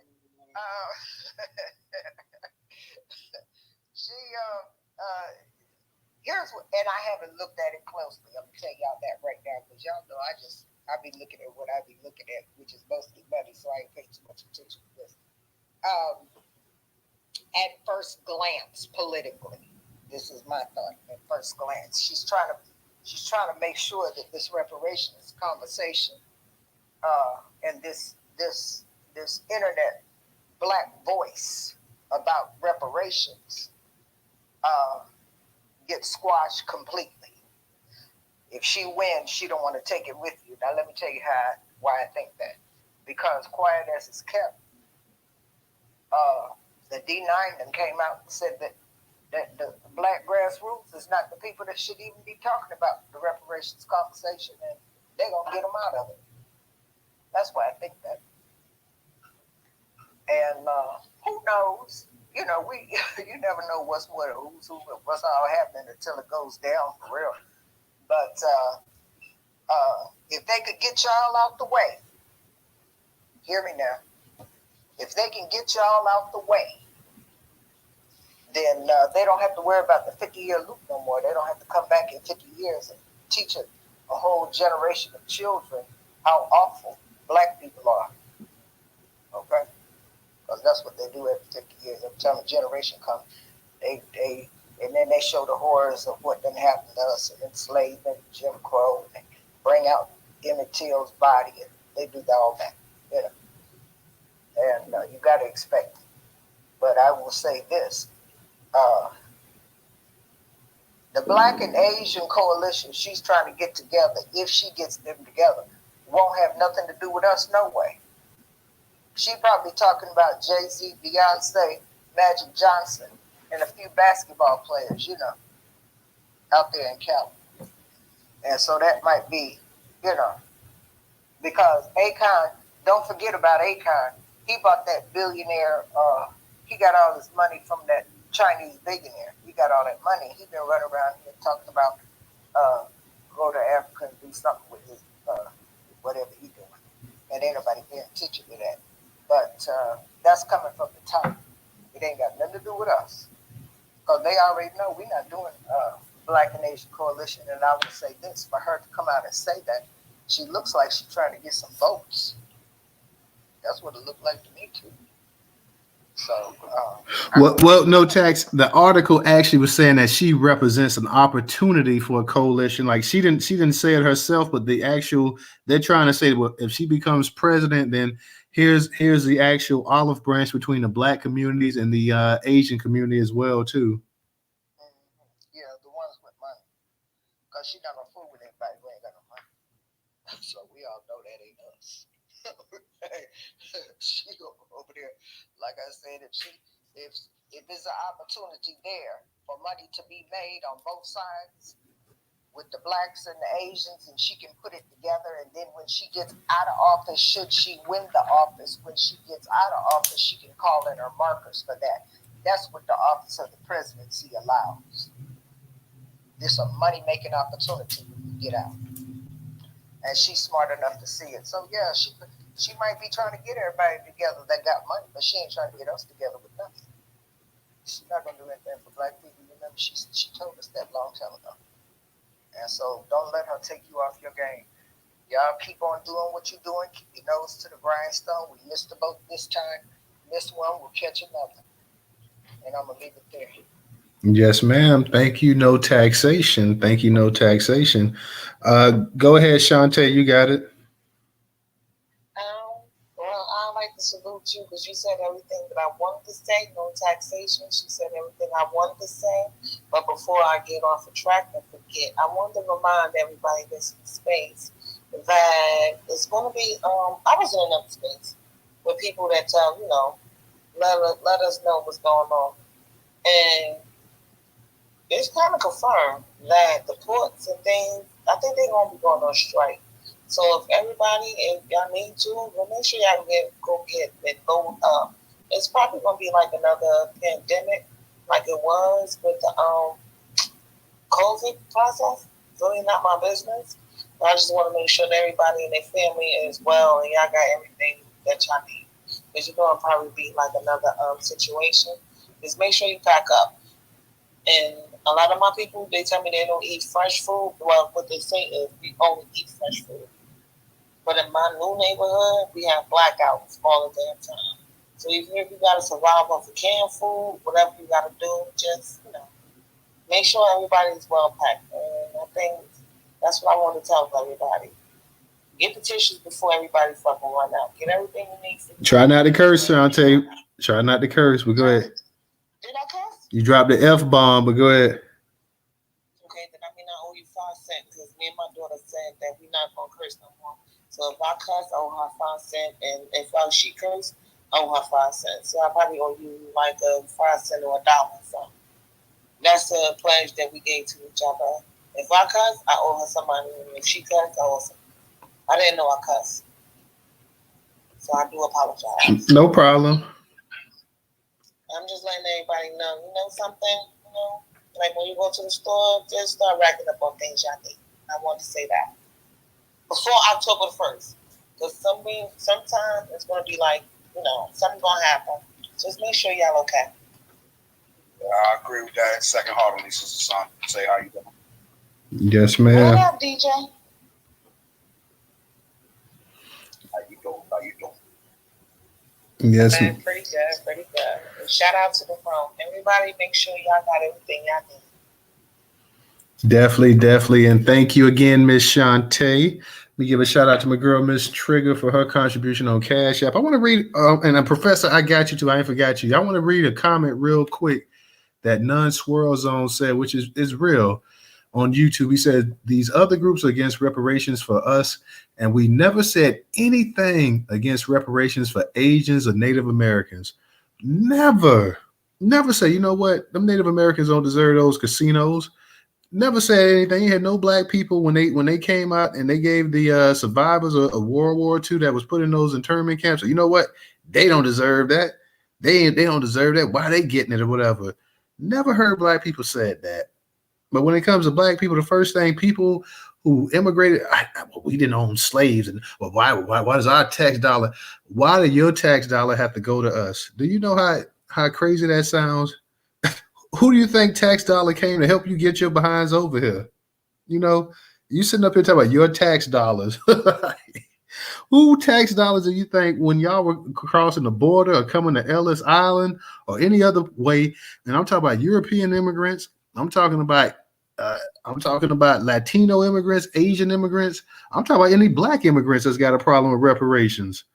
Who damn tax dollars do you think? Who had the surplus of money for this country to go ahead and invite people to come over here and give them thousands of acres and stuff like that, or put them on housing, or give them food stamps, EBT, get them the free scholarships and all this other stuff? Who tax dollars you think went ahead and benefited from? Who tax dollars are still going to some of y'all countries, your homelands and stuff like that? Yeah, that's what they'll say. It was the white man. It was the white. It wasn't you. The white man didn't have anything till we came over here, or was already over here. Some of our people was already over here. So what are you talking about? They didn't build anything without black people, and you can't tell certain black people that either. Oh, whoa, well, they did kind of. You got certain black people think that they were civilized by white folks. So I don't even, these Negroes, I don't even waste my breath on, because you got a bunch of them. I like, listen, do you think? Let's go back to the transatlantic slave trade. Do you think these people pulled up and motor power ships and had refrigeration and airplanes and all of these inventions you talk about just so happen to coincide with black people also being over here as well too? I don't give a damn if their name is on the patents or whatever, because they were going to put your name on the patents anyway. What'd you say, Pressure? I said preach. Yeah, I mean, like you can't tell them like that. I mean, please, white people had guns and they had big ships, and guess what? Guns was already in use. The Asians had the gunpowder, so it's not like they invented that. And ships, you've always had ships. Yeah, their ships was bigger and this and that or whatever, but you always had that. So literally, there was nothing that these people came with that was just that had never been seen before. You can't tell these Negroes that though. So I just leave them alone. I know, Professor, I got you back up here, Professor. So go ahead, because I know you were going to speak, but you let everybody else go. But go ahead, you got it, Professor. Yes, ma'am. Look, they act like when they say when they start talking about the tax dollars, they act like they separate the Negro tax dollars out. Like our Negro tax dollars don't exist, and it's just used by a specific group. So they holler about, I don't want my tax dollars going to you. Like we pay taxes too, right? So it's always funny when I hear that comment about the tax dollars. Like black folks don't pay taxes. Like it's the most hilarious thing when they go there. And paying taxes before the vast majority of the white people that's in this country, who are the descendants of the people that migrated over here before the Latinos, before the Asians, and all these other groups, paying tax dollars way before any of y'all ever got here. So don't sit up here telling us about tax dollars and all this other stuff and whatnot. We was paying this before y'all even thought of. Go ahead, Professor. You got it. All right. So I'm going to say this again, family. There is no correlation with the browns, no correlation with the yellow, no correlation with the purple, no correlation with the aliens that live out in space or wherever they come from. There is no correlation with nobody. The only thing that we need to build up is what's between us. Because there is no correlation with any other group, bar none. Now, Kamala cannot build anything with us, because Kamala, or Kamala, or whatever anybody wants to call her, a cosplayer. You can call her that, because that's what she's doing. By the way, just to kind of add in a little funny to her cosplaying, I guess that's what she was trying to do last night at the dinner with the Congressional Hispanic Caucus. She used that Rosita She used the Bozita accent last night, so y'all need to check that video out. Hola. Yeah, there you go. She used that last night. So see, this tells you there's something wrong with this woman. And she looked like she was drunk last night too, anyway. But let me say this: there is no correlation. Yeah, that's what I think too. And we along with some other stuff too, by the way. But there is no correlation she can build between us and Asians because we don't like Kamala. Most of our people do not agree with Kamala. Most of our people have now researched Kamala, and we have learned and educated ourselves about her, and we know that she is not good for us. Now, we do have the few that are going to sit up there and say, well, they're willing to vote for her no matter what. Okay, they lost. That's all we can say on that, family. We got some lost souls out here. And of course, those ones that are lost in our FBA family are going to be with those ones that are in the non-FBA family. See, that's going to be that side of it. But for all the ones that have now caught on to all of this and realize the Democrats have been playing a game, a con game, for all these years, we know better. There is no coalition. It never will be. Okay? Now, with that being said, going back to what DJ said, and I said it earlier too, mainly a lot of our sisters are got to get away from going into these salons because that's the thing. You're giving more money to them than anybody. It's the men. It's the men too, Professor. It's the men as well too. They got to get away from this stuff too. Yeah. Oh yeah. Now I'm gonna get on the men, but what I'm saying is the ones mainly giving away a lot to them is gonna be the women because they do the hair, the salons, and all this stuff with these folks, right? And so we gotta get away from these people because a lot of money is being put into their communities to make sure that we don't have anything and never get anything. And so, not picking on you black women, but I'm just telling you where it is as far as where a lot of this money is going, and it's helping these folks to continue to do what they want to do against us, okay? And with that being said, like Toto said, it's some men doing it too. But the men are not really pouring that much in there, Toto. I mean, that's what DJ was saying. The men are, but we're not doing as much because we don't have to have our hair done like that. By the way, y'all know I'm bald-headed, right? So that means I don't give money to Asian actors. I'm bald-headed, so I don't have to give money to the Asian actors. See what I'm saying? So, and like DJ said, the men, we don't have to do any of this. Well, what I'm saying, Professor, is that we, as the men, stop eating at the restaurants. Stop. Well, that's true. Yeah, stop eating at the restaurants. Stop supporting their businesses all together. Support them as much as they support you. Right, exactly, and Toto is right in that part of it. Cause let me tell y'all what I do, man. If I want some Asian type food or whatever, I go to Publix, right? You know, I just so happen to go in there and I say, well, man, maybe I want to get like some chicken fried rice. You know what I'm saying? I might do it like that if I just want some, you know. But I do that at my place. I don't go to their place or go into their business to give them money. And so, look, ladies, if you want some chicken fried rice or chicken fried shrimp or maybe even some cat, hey, I'm here for you. I cook it for you. You know. No Haitians was harmed in saying that, y'all. Hey, man. Anyway, the thing is, though, family, we got to make sure we build the strongest coalition it is, and that is within ourselves. That's my point. The strongest coalition is within us. That's got to be the best and the strongest right there. And I'm going to land right there. I see Sister Trouble got her hand up, so I know she's ready to get in on this. You got it, Trouble. Oh, Professor, baby, you know, I couldn't wait for you to come back to the stage because you had just reminded me that when I first came in the room, I had nothing to do with that, sister. Yeah, you was talking that foolishness about you black women, and so as soon as you said that, my nigga radar went all the way up. So, hey, Professor, you right though. You right, Professor. I got your back. Shut up, Pressure.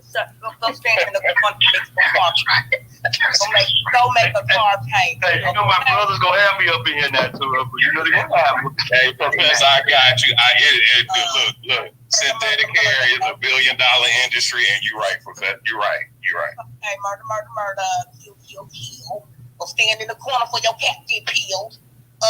Professor. Listen. Now the hair industry thing, there's a whole lot of nuance, and I'm not gonna say I don't disagree. I disagree with you. I agree with you to a degree, but where I gotta hit you at, brother, is where you try to act like you brothers don't be spending money in these Asian spots. Stay out them Asian whorehouses, okay? So while us women be spending money getting our hair did, y'all be getting the pom. You get your $2 licky, $2 sucky. Love you long time, okay? Stay out them Asian whorehouses because y'all spend a lot of money on them Asian whorehouses and on them Hush pressure. I see your mic. There you go with the anecdote. Well, hey, everybody, let her finish. Let her finish real quick. Let Trouble finish. Yeah. Y'all don't stop that foolishness because when it comes to, in all seriousness, when it comes to the hair industry, there's a lot of nuances there. There's a reason why a lot of us end up spending, our money with the Asian businesses to get our hair right, and we getting our hair right, so we could look good for y'all.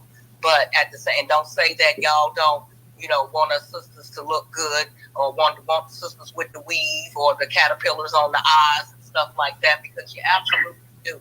You can say the caterpillar.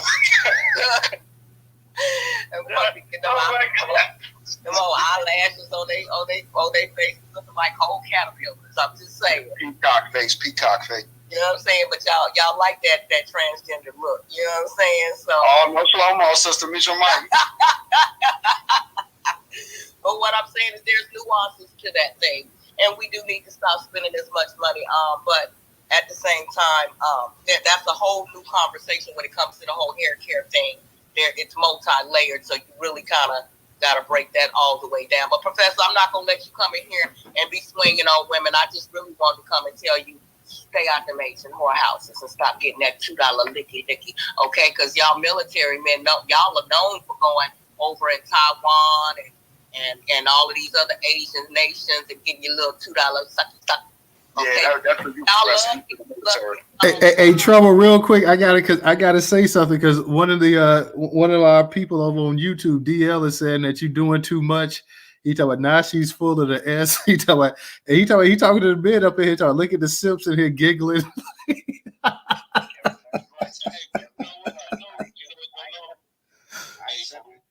Like every black dude that I know, including myself, never been attracted to an Asian body type. They're just literally like. I ain't never had no Asian woman in my life ever. Yeah, me neither. And you know what too, news, like synthetic hair is taxable, so you can track sales. Paying for a prostitute, that's off the books. You can't put a number on it. You can't say, oh yeah, last year Asian whorehouses made $600 billion. You can't say that because that's a black market. You turn off the light, all pretty look the same, so you can say that you ain't attracted to it. No, it's what it's attached to. You ain't but for one particular body part on the woman, and that's that thing. So, it's what it's attached to. I don't care what. Women that in trouble. Black men love women with cushion to the pussy. And Asian women don't have that. No, you like cootie for the sticking. Stop playing with it. Yeah, black cootie. No, I can't speak. Why don't we just buy a black woman? Why nigga gotta buy an Asian woman? Why don't you just go get a pocket pussy? How about that? I think we might. We getting a little. We might be changing this subject right here. Oh yeah, we might be changing. We might be changing the subject a little bit here now. We talk about the pooty cat and. Hey y'all, we gonna move it into the DJ space now. Oh yeah. That man Let that man rest in peace. Let him rest in peace. Yep. Stop bringing that soul out now. Okay. I'm just messing with y'all, but there's definitely people to it. We do need to stop supporting these Asian businesses, but then hell, we need to start supporting all of the businesses from people who do not support us. It's the Asians, it's the everybody else who they throw into our communities, who don't live in our communities, who don't shop with us in our communities, you know, but more so the Asians, because when you go, like when I go on the market, so my husband sells his a lot of his computer equipment and stuff on the market. When I go up there, a lot of times there's a couple of Asians who are out there, and even on the market, all of their products are black. They got black paintings, black love paintings. They got black artwork. They got everything that you could want for black folks. They not catering to anybody else. It's just specifically the black folks, which is extremely curious to me. But it just means that we have to get more centered and focused on ourselves. So, Professor, with that, I do agree with you. We have to pull back our support from their businesses. And I've been saying it in these spaces for a long time. They don't eat if we don't feed them. My objective for years now have been to starve these suckers out. I can't do it by myself, but you won't get my black dollars. You won't get my black green dollars. You know, so we have to learn to wean ourselves, because it can be a little bit hard if you used to constantly have your shrimp fried rice like I was for a long time. I love my large shrimp fried rice with $3 extra shrimp, you know, but I had to pull back from that. You know, I love going to the little shops and getting the little earring trinkets and stuff, but I pulled back from that. I haven't shopped with them people in about 3 or 4 years now. I refuse. And I refuse to shop with the East Indians in my community, who they strategically placed there. The new Hispanic convenience store down the street, I refuse to shop in there. I go inside to see what they got, but they stores smell funny. And I ain't trying to be funny, but it do. They smell funny. The people have these weird looks on the face. You don't know how to treat your customers when they walk in the store. You don't speak. I speak to you. You don't speak back. You just sitting there with this funny look on your face staring. I turn right around because you don't get my dollars. You don't deserve them. You know, I'm not going to come in your store and it smell like on fufu, and you ain't smiling, and you not speaking. You know what I'm saying? Your whole store smell like button elbows. So, you know, you don't deserve my business, and you're not going to get my money. So I don't shop with none of these fools over here. And that's what we've got to continue to do. A lot of times it's hard for a lot of our people to do, especially I live in the city. Well, I'm in the county, but I live in the city. When I was staying in small towns, it was hard not to shop with these people, because you're talking about there's no other shops for the next 15 miles, 20 miles. And if you don't have a vehicle, you're stuck. And a lot of our people are in the position to where they don't have real choices in who they can shop with. And as I stated, they strategically put these people in our communities. Long gone are the days where we used to have the mom and pop stores or the candy lady, you know, in the neighborhoods where, you know, you could go, the kids could buy some candy, the grown folks could go buy some cigarettes, some liquor, some toilet paper and soap, because they had it over there at Miss So-and-so house. You know, we don't have those setups like we used to back in the days.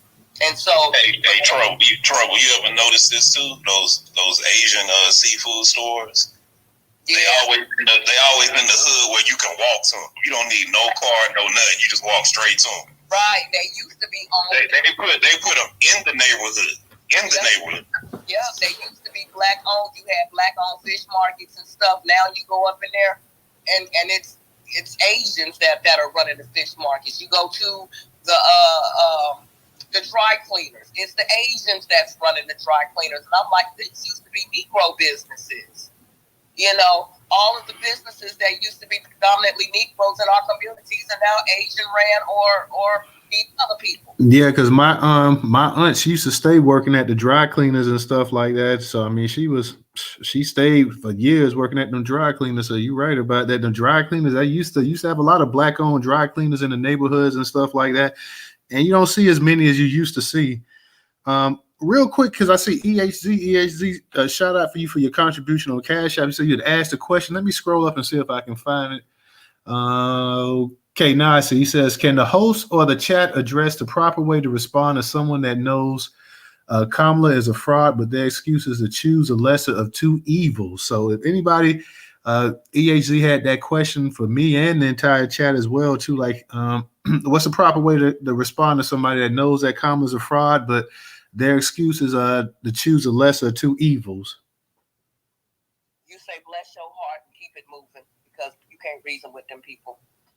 And that's what I say pretty much. And you got to remember too, especially and people, I know everybody, we always say the baby boomer population, you know, a lot of baby boomers, you're just wasting your time if you try to speak to them about that. But not only baby boomers, you got a lot of people that's Gen Xers, millennials as well too. That's pretty much set in their way. Like, hey, you talk about, oh no, who you gonna vote for? Trump? He gonna put you in chains. And so it's pretty much like, hey, if people know that they feel that certain way about it, and they say we still gonna vote for the lesser two evils, I would just say leave them alone and focus on something else, or focus on somebody else, because you're just wasting your time and your energy.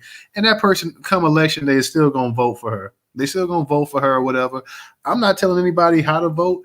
You know, people have to decide for themselves. But if somebody asks me how I'm gonna vote, I tell them straight up, I'm not voting for either one of them.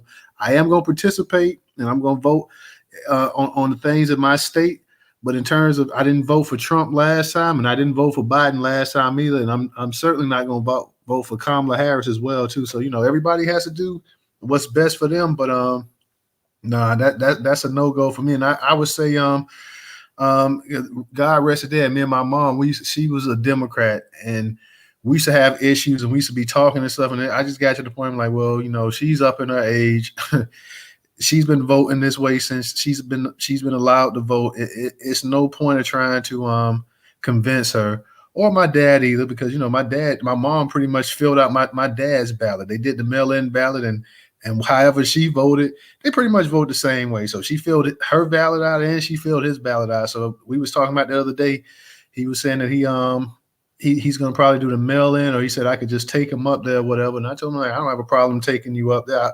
I said, I already pretty much know who you're going to vote for, but I'm not trying to talk about it, because I already know he already told me that he's not going to vote for Donald Trump. And I said, I don't blame you. I said, but you're going to vote for Kamala Harris. And he kind of just made this face, this look or whatever. Like, yeah, I know you are. It's okay. I mean, you 70 some odd years of age or whatever. And, you know, y'all that generation that really embrace the Democratic Party, and no matter what goes on, you guys you're not gonna leave. So I'm not upset, and that's for everybody up. And if you got uncles and aunts and parents and stuff like that, and they've been voting that way for 40 some years, leave them alone. Leave them alone. Don't waste your time and breath. I mean, you can talk about issues and stuff with them. I'm not saying that, but you're just wasting your breath if you think you're gonna change them. And they've been voting for this party longer than you've been alive. It ain't finna happen. And they think that that's the only option they got. So I would just say leave it alone, move on. We need to be worrying about the younger generation, the younger millennials and the Gen Zs and people like that, and the generation that comes after them, because you're just wasting your breath. The older generation, they're not gonna change, and they're gonna die voting for that, because they believe that this is the party that got them civil rights and everything else as well too, and it's not gonna change. So you're just wasting your breath there. But, you know, be respectful and just let them go on about their way. That's your parent. No point of arguing, because I used to break it down conversations with my mom and stuff like that. And my dad was like, well, now you know that is your mom now. So I'm like, yeah, well, you're right. I'm not even going to debate or anything like that. So, you know, it was no point or whatever, because she watched all of them shows. She watched MSNBC, CNN. She watched the CBS Evening News. She watched, I mean, all of them. Rachel Maddow, all of them on MSNBC, Morning Joe, all that stuff. And I'm like, and I used to be like, well, Mom, you know, these people are full of crap here. Oh, I'm like, okay, well, you got it. So, hey, your mom had a strong stomach, stronger than mine, because I'd have throw up if I had to watch all this stuff. Like, hey, she was gonna vote for him. She was gonna vote for him. And like I said, my dad too. This election coming up, he gonna vote for them as well too. I hear somebody speaking. I can't hear you. Who was that came off their mic? Somebody speaking. Check 1 2 check. 1, 2. OG, that's OG. Told. See him right there. Oh, okay. OG, what's going on? Hey, shout out to you, Newstoter. Shout out to the room. I can't get y'all. Can't hear me. Can y'all hear me? Yeah, we can hear you. Go ahead. OG, yeah, we can hear you. It sounds like you want to So, go ahead. in defense of the older generation, that's set in their ways. I mean, each stride that we made, was a stride for the better. At least in our mind, because at one point I was a younger generation too. I was only 4 years old in '63, whatever. Okay, so I mean, I had to learn, but I had to also follow and keep up with what was going on to some degree, a large degree. I mean, I can't get into all of the details as far as, going to integrated school. I actually went to an integrated school in the 60s, so you got to think that, whatever strides we make, the elderly people, they feel as though we have, arrived at another destination.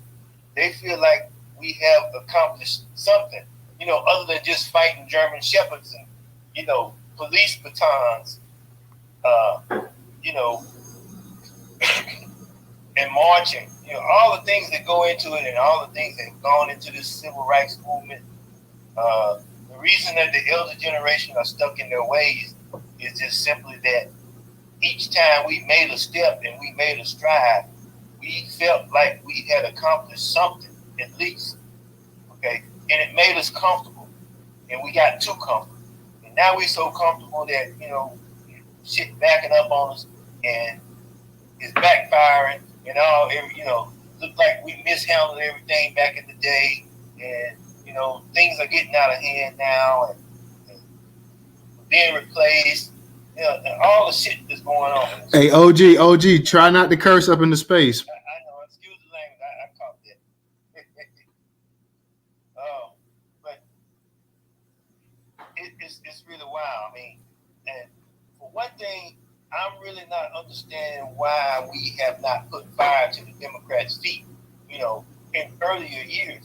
And I'm not sure if that's what the younger generation mean when they say we dropped the ball, because we didn't force the Black Caucus, or we didn't force our hand at making them do things. We didn't force the Democrats to do the right thing, to do what their campaign promises were. We didn't force them to do these things. And maybe we should have tried to find a way to force them. Okay, maybe we should have tried to find a way to force their hand. Because we damn sure trying to look like we're trying to find ways to force their hand now. And now we're talking about not voting, and then we're talking about the lesser of two evils. There's no such thing as a lesser of two evils, ever. There's no such thing as lesser of two evils. There's only evil. Doesn't matter if it's light or thin, or thick or heavy. It doesn't matter. It's just evil, not the lesser of. Because if you want to say a lesser of evils, and then if you try to pick the lesser of an evil, and it come and bite you in your behind as well, what's the difference?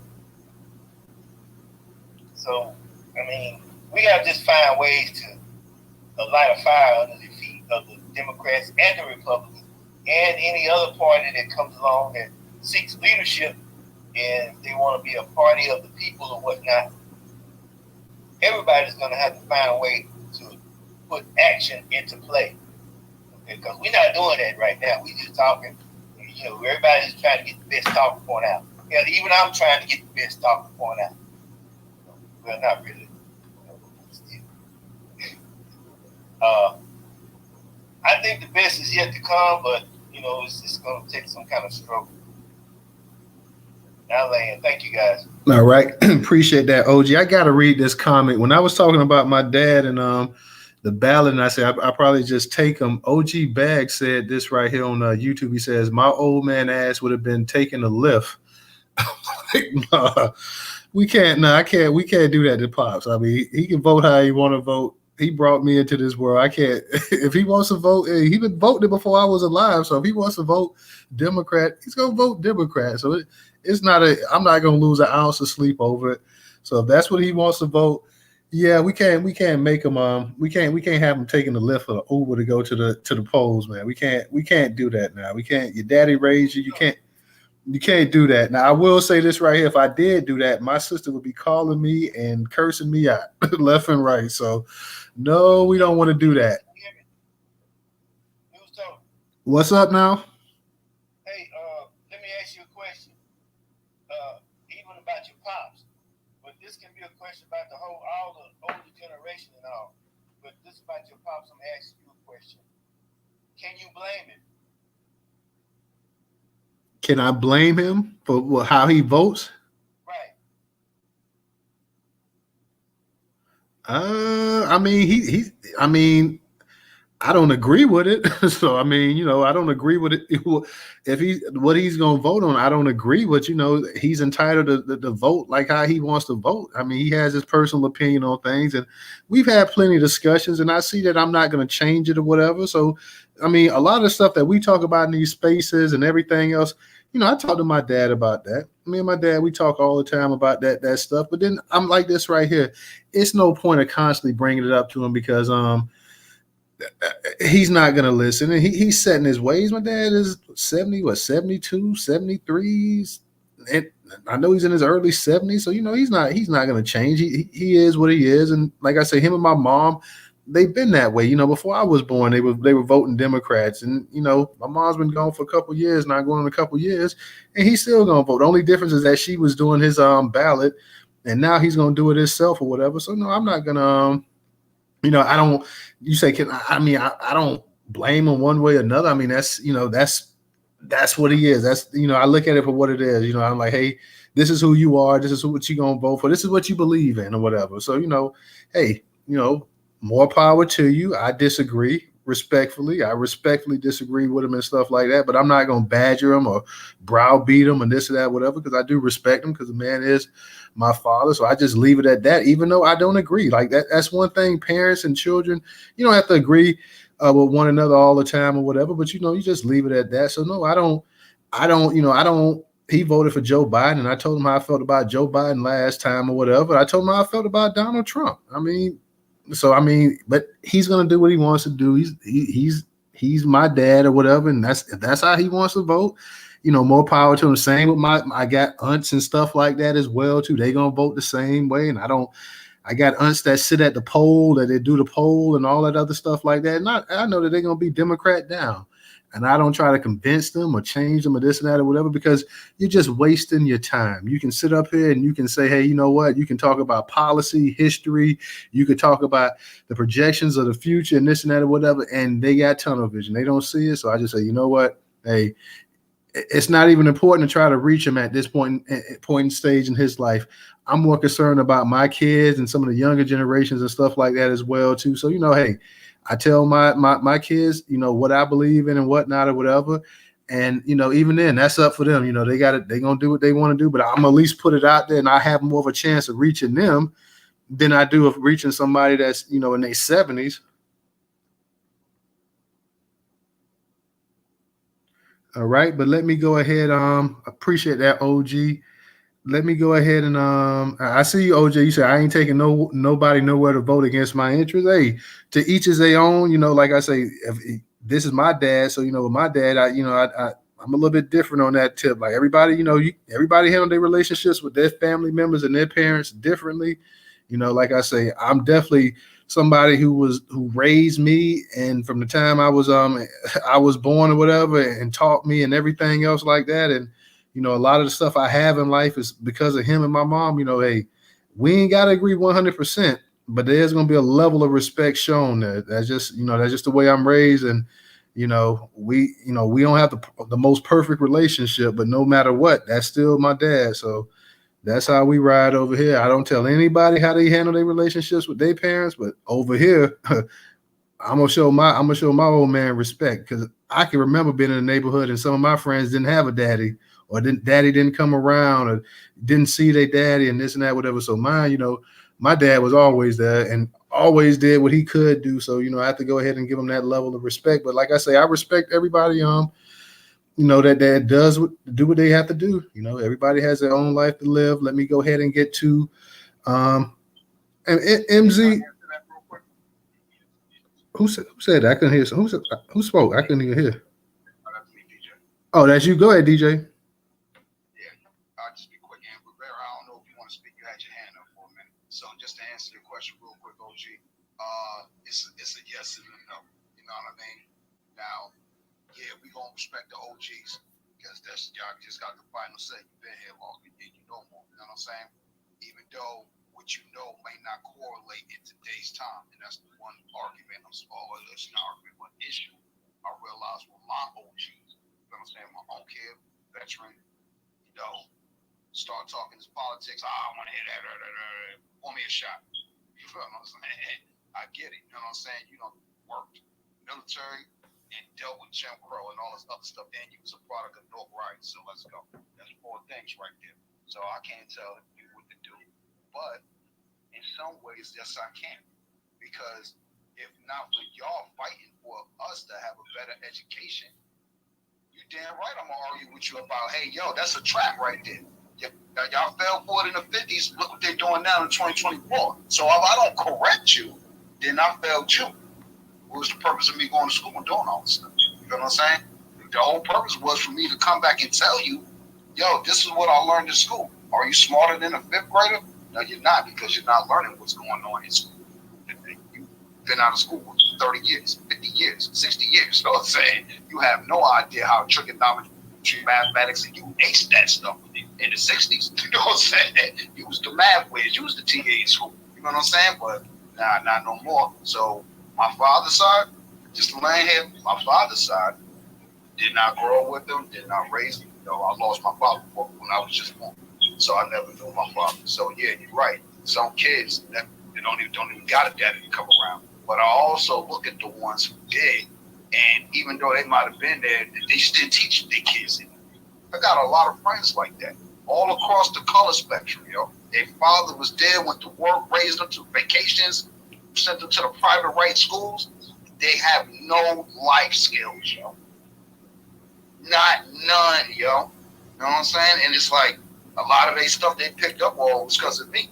But I was the one who had to run the street to pick up on life. You know what I'm saying? So when I go back to my OG and be like, hey, yo, that's the trap right there. You could get mad, but I'm always bring it up to you. You know what I mean? And say, hey, look, to make you realize. And this is why you got to keep plugging your pops. You got about 30 plus days to do it, bro. You know what I'm saying? To say, hey, look, I'm not trying to convince you of anything. I'm only here to show you. And if you respect me enough to let me do that, you can start from there. Just listen. And every time I do this to my great uncle, damn near 90, you know what she do? Aberdeen. That's my name. She like, Aberdeen, you was right. You know what I mean? When I argue with my homies on the block, yo, reparations, son, I don't want to hear that. You a corn, get a child lazy. Now I was begging. You know what I'm saying? These is why Americans say that. Well, you know what? They come back to me. You was right. I see the immigration issues. I told a white homie of mine years ago, these Hispanic Latinos gonna take this stuff over one day. Oh, you don't know what you're talking about. We ain't cool no more like that. But I wanted to say to himself, damn, Al was right. DJ was right. You know what I mean?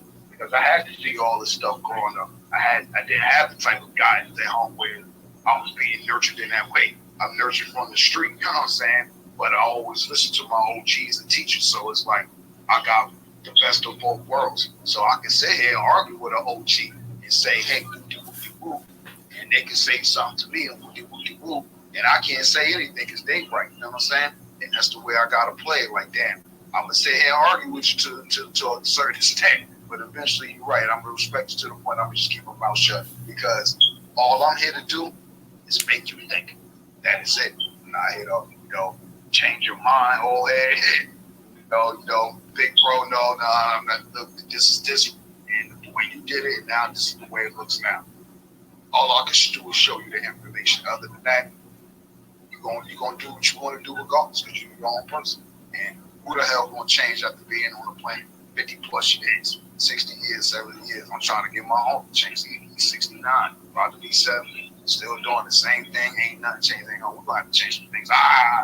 Well, guess what? Coming around. All right. Appreciate that, DJ. And like you say, I agree a lot with what you said.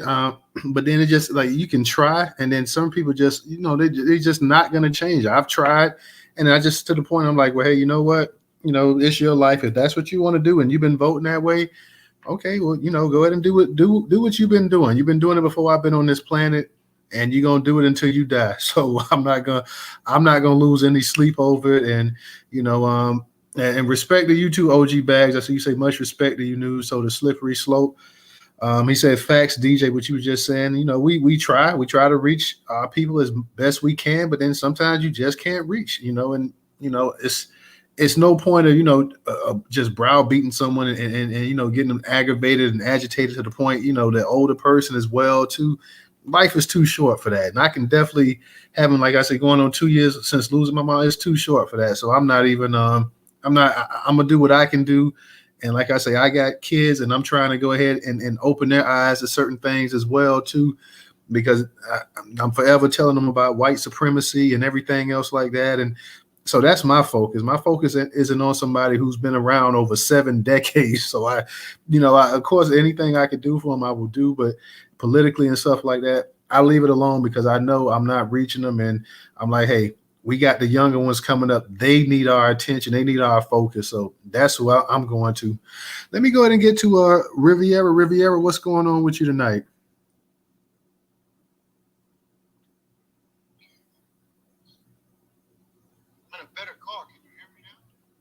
Oh, you're low. You're low. Let me hear you. Are you on a speakerphone or something? Are you on a headset? Yeah, you're really, really low, Riviera. I can barely hear you. Try to speak. I'm gonna see how you go, but you're really low.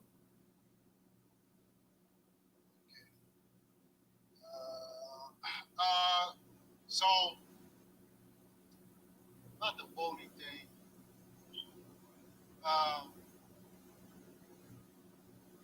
My personal opinion is the same thing you guys said. It's like parents will have their own personal views about who they want to vote for. They got the same problem. You got bull-headed parents. What are you going to do? I'm not forcing a 70-year-old person to do shit. Oh, excuse my language. I got it under control. However, and I'll say this, I want to toot our horn. Y'all horn, right? Our was more important. Newstoter. The reason why I say the youth are more important because we have a lot of misinformation. You see a lot of college kids, Black American college kids, or Black American high school students siding with Palestine, siding with Israel. Bring up reparations, but you kind of look. What I'll say is this: what I find interesting in the last 3 years, or even the last 8 or 9 years, right? Election was Biden was the president for 4 years. Prior to that, Trump, right? When Trump was in office, what do we hear? F Donald Trump. Rap song. Black Americans all across the United States holler, F Donald Trump, playing it in their cars, rolling down their windows in front of white people. This is a demographic. Can you not hear me? You low. You really, really low. Go ahead. Just keep talking loud. This is a demographic. I would say the ages of 16 who can't vote to about 26. We say that 25 is when the brain develops. But it doesn't matter to me, 18 still brain developed. Still a grown man. Still a grown woman. So for me, you're able to vote. You're saying F Donald Trump. You're going off of what a musician said. So that's fine if that's how you're going to vote. It's because Lizzo or P. Diddy said to vote, and that's fine. My point is this. In the last 2 years, what I've seen is Kendrick Lamar tell basically rappers we delineate. I think y'all did that. What else did I hear? Same dude who said F Donald Trump, right? Is now want to hang out with Donald Trump. But we've always had a good, and I'm not saying we should vote for Donald Trump, what I'm saying is we've always had a good relationship with people who have wealth. We've always had it. Rappers especially had a good relationship with people who have wealth. They always want to talk about the wealth. They always talked about the rich and famous. They always talked about Donald Trump. So fine, if the 18-year-olds are going to be misinformed, then fine. If you're going to listen to YG or whoever, you're going to vote according to that. Good. I want you to change your mind based on that. Then we can talk about policy.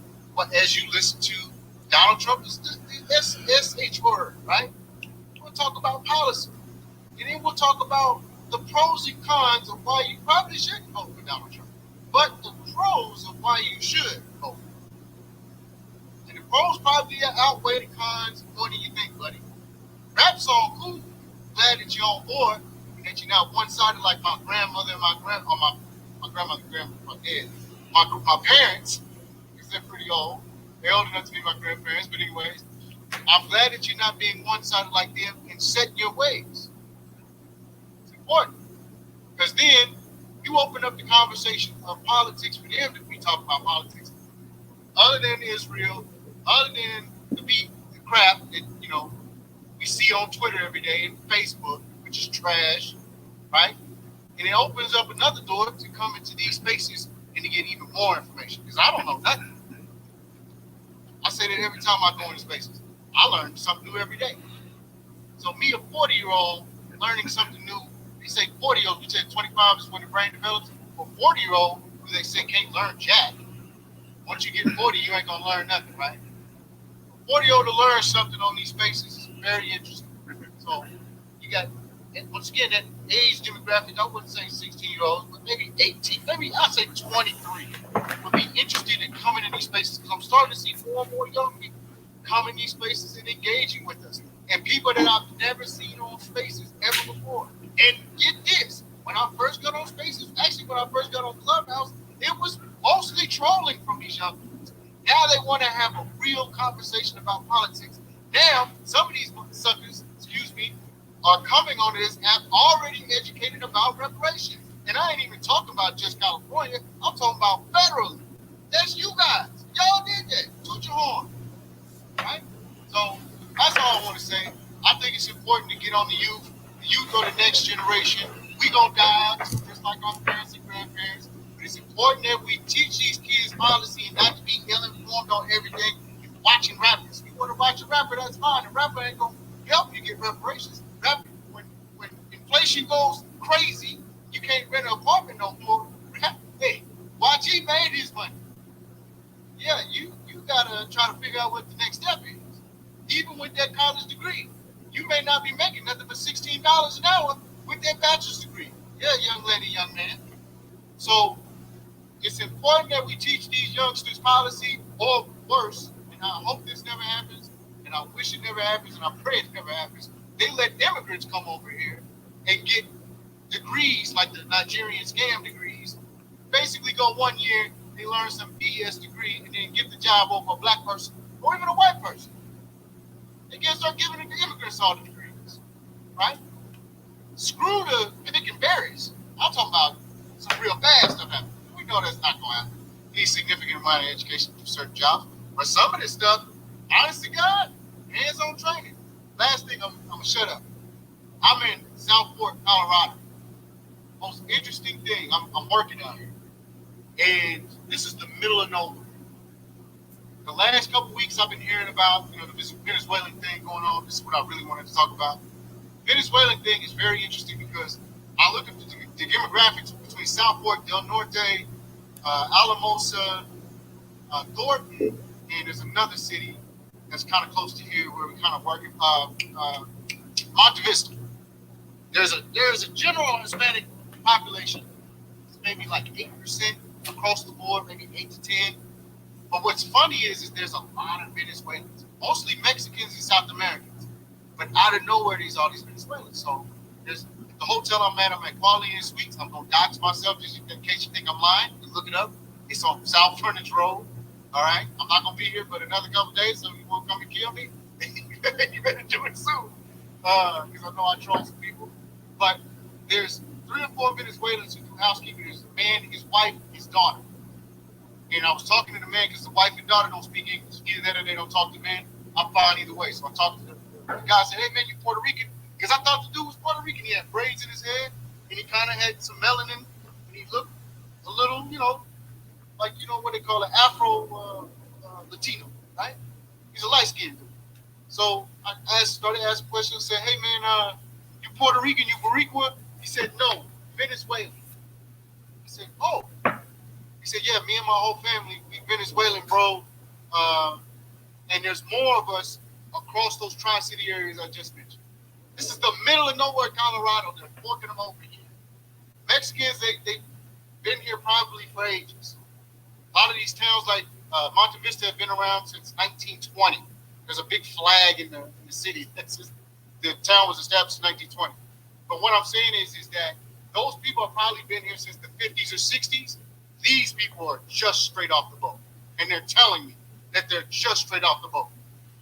So, watch your city. I'm watching Oklahoma because that's where I'm from. I want to see if there's going to be Venezuelans there. It's going to be really hard to pick them out from the bunch. But now that I know how they sound like they have that Puerto Rican kind of accent. They don't sound like Mexicans. They really stand out. And I'll report back and let you know if it sounds so strange. Guys, go. All right. Thank you, Riviera. Let me go ahead. I'm going to get to no taxation trouble, DJ, and we're going to go ahead and close this thing out for tonight. No taxation. Go ahead and unmute your mic. Okay, I'm going to be real quick. When I came on stage the first time, I said, don't y'all let Kamala, the vice president, who represents white supremacy in this nation, take you off your game. And if you don't take your parent to wherever your parent want to go and vote for who they want to vote for, then you have allowed white supremacy to come into your family and tear up your family over a damn vote. That really don't mean nothing in the grand scheme of things, because the electoral college is going to put whoever they want to be the president in the Oval Office. Y'all need to peep game. I wish I would not take my mama or my daddy or anybody in my family to a voting office for them to vote for whoever they want to vote for and tell them no because they don't do what I want them to do. Don't listen to that bullshit. I don't know who said it, but don't listen to that shit. Sorry. Yeah, don't go off no taxation. You got it. About the whole thing. I'm saying you don't tell old people, well, you got to vote this way. And this is for Ray. When I was going to get my master's, Ray, I did research on persuasion. How do you persuade people? How do you get people to come onto your side of the table and do what you want them to do? And guess what I found out, Ray, and everybody else in the room? There are certain things you cannot persuade people on. One of them is who they want to vote for president. So every single conversation that everybody is having about you need to do this and they do that, all that is null and void. That's why your vote is private. And I want you all to really, really look at the long run of what you're doing by telling people who you're voting for. It ain't nobody's business who you vote for. Nobody's. Your vote is private. That's what they fought for. That's what black folks fought and died for. So use it to the fullest extent. Don't let it creep into your family and tear your family apart, because the Indian Asian woman is running for president against the WASP man. Don't try it. Don't pull it. Don't do it, because that's how they tear and break up black families. And I'm going to leave it there. All right, no taxation. Thank you. Let me go ahead and get to Trouble. Trouble, go ahead and unmute your mic. Yes, sir. Miss Taxation, girl, you better set it on fire, baby. I'm glad you said what you said before I did, so I ain't have to botch up what you was about to say, because you said exactly what needed to be said. I do not agree. I don't like either party, and I would never not take any of my people's where they wanted to go to vote for, because I don't like Kamala and I don't like Trump, so whoever you vote for, I mean, hey, I prefer you didn't vote for neither one of them, but if you choose that you want to vote for one of them, that's your business. It's private. It's your business. So thank you, Sister Taxation, for waking that all the way up. I was coming to say just that, something similar. OG, I did want to respond to something OG said. There's always been a conversation about whether the older generation dropped the ball. I hate that conversation. I feel completely different. You do not know what you know until you know what you know. You don't know until you know. We are in the age of information, and I can ever more believe now that we've got more access to information than our elders had to information. And the same thing's going on now is the same thing going on back then. But the difference is that now we've got access to more information. How is our children going to judge us? They're going to say that we dropped the ball. Why? Because we're here on these spaces. We're here online. And there's a group of us, a coalition of us who understand a lot of the political implications. But a lot of times even we disagree about who it is that we should vote for. When you look online, you got the bad dim spaces, and they cussing out anybody that comes to their space who's not about voting for Kamala. You got us over here on the reparationist side that most of us don't like either party, but then we got a whole lot of people that all of a sudden just love Trump funky draws, and you just got to give him your vote too. You know, so we don't align politically in where we're supposed to be. And so when you talk about the older generation dropping the ball, understand that they didn't have this information back then. And you can ever more believe that they had a whole lot of celebrities back then pandering to them and persuading, like Sister Taxation said, persuading them to vote a particular way, just like they're using our celebrities now to wag their fingers at us and get us to vote a particular way. They had the same disinformation and misinformation campaigns going on then that they have now that was scaring people to vote straight Democratic because of the big bad Republicans. Then, like they do now. Outside of these spaces that we sit on, there's a whole generation, a whole crew of people on the outside of these spaces that are going to vote Democrats. You all can't sit in this space and say it's mostly going to be cheddars. It's mostly going to be, the black corners. No, it's not. It's going to be the vast majority. We 42 million in this country, giving them 80, 90% of our vote. It ain't the cheddars. It's us. Stop playing these mental mind games with yourself. Be real with yourself. And it's okay to be honest about it. But you got to be honest about it. Our kids gonna come and say the same thing because we not getting it together politically either, and we got more information than the prior generations had. So no, I do not blame the last generation, and I do not say that they dropped the ball. They didn't drop the ball. They worked with the information that they had. You don't know what you know until you know what you know. Now we know what it is that we know. What are we gonna do with the information? How are we gonna move? How are we going to force these Democrats how are we going to bend them to our will? How are we going to bend the Republicans to our will? Have we been able to do it? We have not. We're still trying to figure it out. So y'all get up off of this tip of trying to blame the last generation for the political muckery that we're in. Because there is a whole campaign to keep us from not being in the political game the way we want to be. There's so many moving parts, and anytime we make a little bit of headway, here comes the proverbial bullets. Here come the bullets that aren't piercing us in a physical way, but a mental way.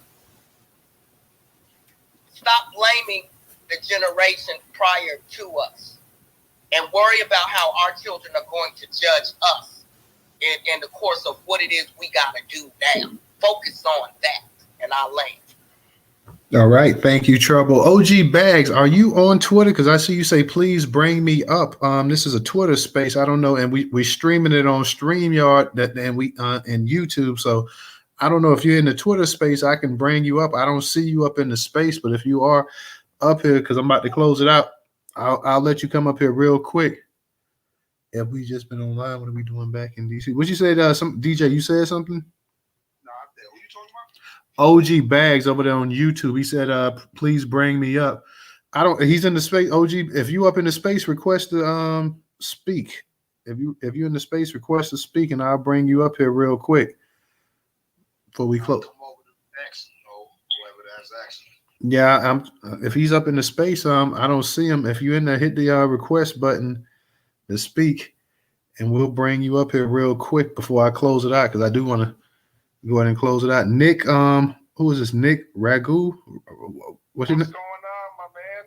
What's going on, Nick? Oh, not much. Just winding down. Okay, how you doing? Good. Figured I'd pop in, see if we could get a good conversation going. Okay, well, you came in pretty late, but what do you want to speak about, Nick? Real quick. I was just seeing what's on everybody's mind in here. I'm not really too familiar with the group, so anything you want to discuss? Well, we actually been discussing for about 2.5 hours, Nick, with the actual title about Kamala Harris and the Black and Asian coalition. Hey, man, I joined too late. Yeah, I'm sorry about that. But we generally do the spaces. We start around by 8 o'clock. So I'm not gonna be doing anything tomorrow. We'll be back Monday. So if you get a chance to come on in Monday, definitely feel free to come on in. Is anything you want to add about that, the title of the room, real quick before we get ready to move it on? I'd agree. I think she does a great job uniting people, and it's just amazing. Okay. Well, all right. Well, no problem. We'll appreciate you coming up here, Nick. Thank you. But like I say, check us out on we'll be back Monday, 8 o'clock. Check out this space here. We'll have another interesting topic to come on in. So feel free to swing by, Nick. All right, sounds good, my man. Nice talking. Nice talking to you too. Peace. Toter, tell your friend OG Bags from over on Twitter to go ahead and come from YouTube to go ahead and come over here while he talking about mammy babbles. I'm so tired of clowns always talking about some mammy. He said he's in the space. Do y'all see him in the space? I don't see him. I don't see him either. He has a Twitter account. OG, you say you're in the. He said I'm in the space, King. I don't see him up in here. So I'm trying to see if he's on Twitter anywhere where we could send him maybe an actual invite. He said I requested. Do y'all see him requesting? Because I do not see anybody requesting. I don't see him in the space. Unless it was just that person that just dropped down. Was it that guy that just dropped down? No, it wasn't. I don't think that. I think that was a different. No, I went there. You know how I am. Oh. Buddy. Hell yeah, I don't strangers well at all. But I want to say this to the man, whoever says something about the mammy, tell him I'm the mammy. And I know he don't know what black is because he don't even know what mammy is. No, I see that for the YouTube boy. For the boy on yeah, YouTube. that's the person we're trying to bring up. Hold on. Yeah, I'm trying. Oh, buckshot. Okay. All right. I've seen you before. You see him, DJ? Oh, that's all. No, he's doing buckshot. Well, when you get the real bullets, let us know. That's him, buckshot. Oh, okay, Okay, well let me. Okay, I just sent you the invite to speak, buckshot. That's some old-fashioned shit. Buckshot. Hey, didn't that rapper from Black Moon? Was that his name? Buckshot. Yeah, that was his name. Remember that group DJ Black Moon? Yeah. Okay, of course. Yeah. Buckshot. Okay, OG, I'm sending you the invite to speak. So go ahead and accept the invite because I sent you the invite a couple times. Yeah, your phone permission. No, I'm below him in this. Oh, you're below. Aren't you Bucks? You said you're under Buckshot. He says who's under? Because I can't see because you got the other listeners. I don't I sent Buckshot a request. I did too. I did. OG Bags, what's your Twitter handle? What's your Twitter handle? What's your Twitter handle? Because at hold on, Professor. What'd you say, Professor? Send one of us a message and let us know who you is. We'll bring you up like that. So who you are? Yeah. Hey guys, there's one down at the bottom that don't have a profile. Is that him? I can't. Down at the bottom, there's Buckshot. His handle is Buckshot L. But it's not Buckshot. But he said he's under Buckshot, and I can only see because it says 4 other listeners, so I can't see under Buckshot. You gotta update your phone and your apps, man. That ain't us. That's you. Learn how to use Twitter, man. Next week. Yeah, you may have to go ahead and update. Because Twitter has some, we had some apps. We had we have the updates on Twitter the other day. So you probably have to update your phone because we're not seeing you in here at all. We know how to type all that, but he can't use the phone. Somebody help. Because I would have definitely and Trouble and No Taxation definitely wanted you to come over here. So. I think that Joker trying to play a game for us, man. My name is Miss Playing a game with him. Miss Mammy. He don't even know who Mammy is. I don't believe he's black, so I don't care who he is. I don't know what he got going on. I don't think the black woman Mammy and the black woman says thank you. That means something way above their pay scale and over their head. They don't have enough intelligence to even know who Mammy was in this world. Now, I set it up. Yeah, Toto, I think that dude was not a black person. That was somebody white that was portraying a black person. So, we got a lot of them now that's trying to do that right now. Use fake profiles, coming all up in these spaces and stuff. Well, if he wants to Monday, we'll be back Monday. So if he wants to come into space Monday and speak as well too, because I got another interesting topic Monday that I want to go ahead and cover as well too. If he wants to come in Monday and speak as well too, come on in and speak or whatever. Like I say, we don't see you over here. I'm just being honest. I don't see you anywhere in the space. But if you were here, we would go ahead and, like always, we would send you the mic and let you because he said at first I thought he said he was Buckshot, but then he said he's under Buckshot. So he must was in the space if he was saying he was under Buckshot because he could actually see. So he had to be here. If he knew Buckshot was in the space, he had to be over here to actually see. So I don't know exactly what's what, but we'll get you Monday. Just come through 8:00. We'll be starting up 8:00. We probably delayed a little bit on YouTube. It'd be by 8:05 over there, but 8:00.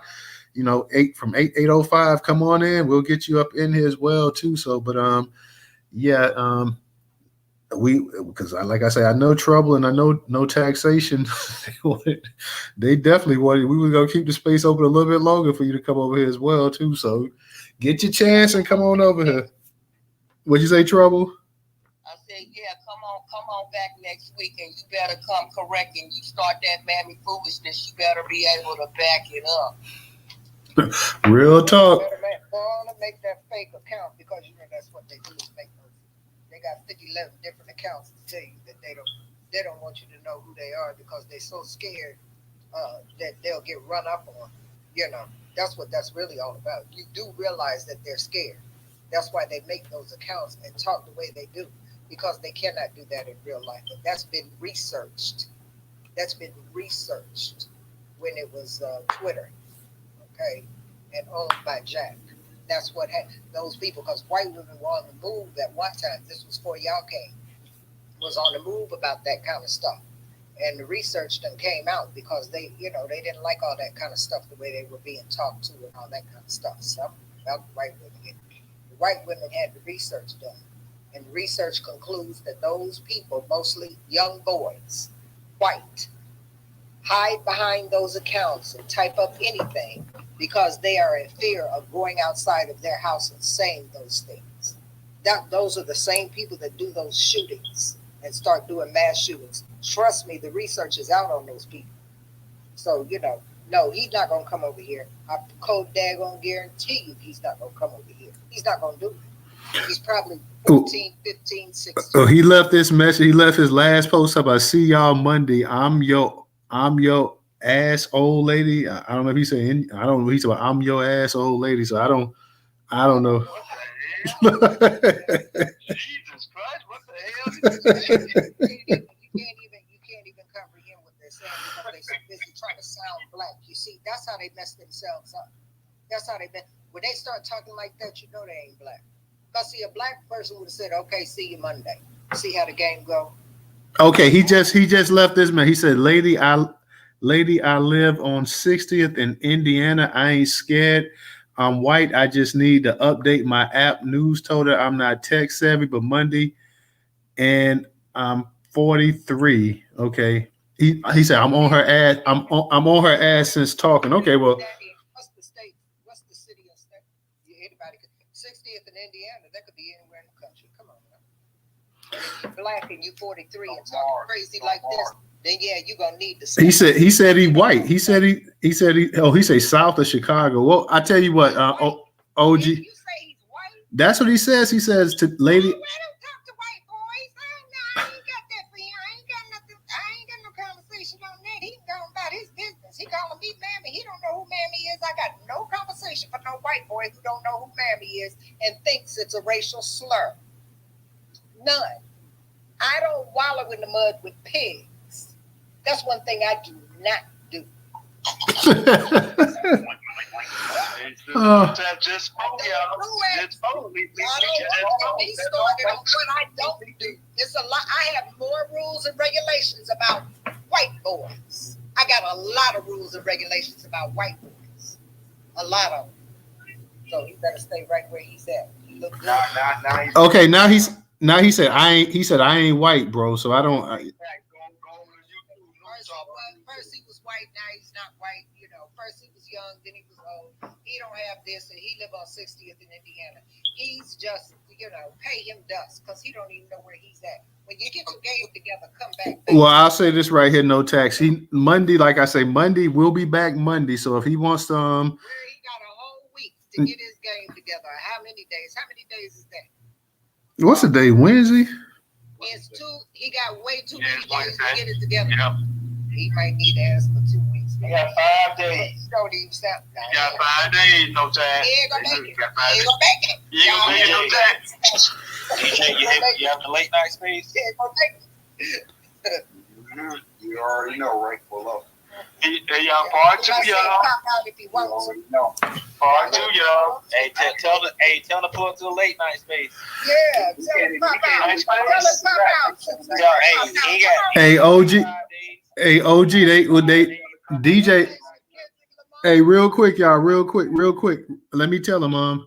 He said, OG, they have a late night space after this one here. So I don't know if you want to come to Twitter. DJ's hosting the space. If you want to come to Twitter, you can come over there and find WPI's late night space is about to start in a second. You can come over there, but if not, wait till Monday and come through. If you can't, he said good night. So okay, that we'll see you Monday, OG. We'll see you Monday. Make sure you come. He can't pop out because he can't do it. He can't do it, and that's what I think. Okay, OG to be He ain't able, y'all. He ain't able. They're the Black Planet. Tell him to change his name from OG too. Tell him to change his name from OG. Tell him to change it from OG. I know, because you look. It had me looking at you sideways. I said to myself, is he talking like that? So it's another one. Yeah, he need to change his name. You know what I'm saying? 400 say he's trolling. 400 say he's trolling. Hey, we ain't gonna worry about it. We're gonna go ahead and close this thing out tonight.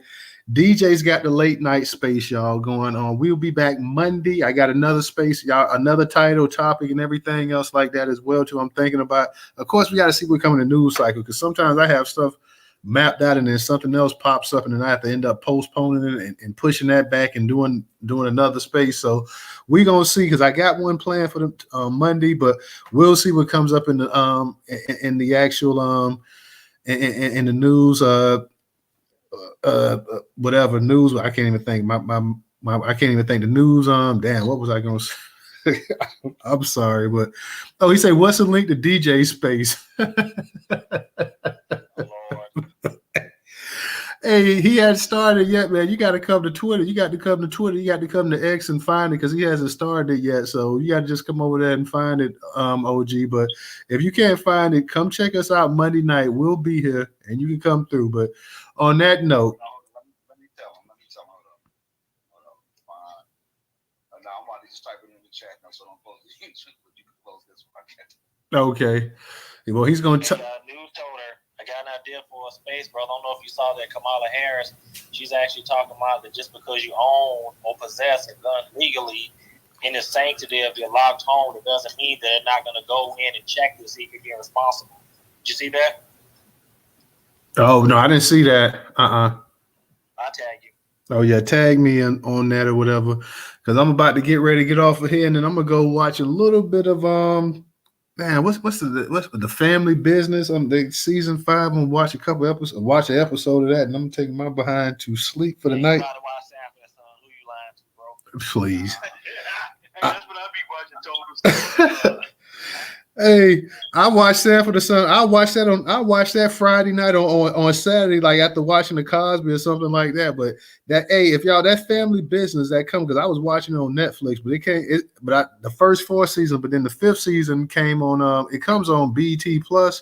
But damn, I had BET Plus. I got Amazon Prime, so it gave me one of those free trials for 7 days. So I'm trying to just go ahead and binge watch that, so I can go ahead and cut that trial membership off before they start charging me. So I got like 2-3 more episodes. I'm going to watch the family. If y'all ain't seen the Family Business with Ernie Hudson and the rest of them, man, y'all check that out. Watch it. They got the first 4 seasons on Netflix, so check that out.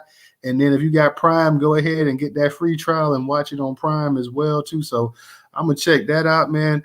I'm going to go ahead and I'm going to holler at y'all. Shout out to everybody. Shout out to Iron Malt 400, Simply Rick, Miss Trigger, EHZ for their contribution. Shout out to all the speakers, the host, DJ, Professor, No Taxation, Trouble, Ray, OG, all of the speakers that was up here tonight. I know I missed some of y'all as well, too. Shout out to all y'all 400, everybody. Y'all have a good weekend. Peace. And make sure y'all check out DJ Late Night Space because it's about to pop off right now. Peace. Peace. Peace.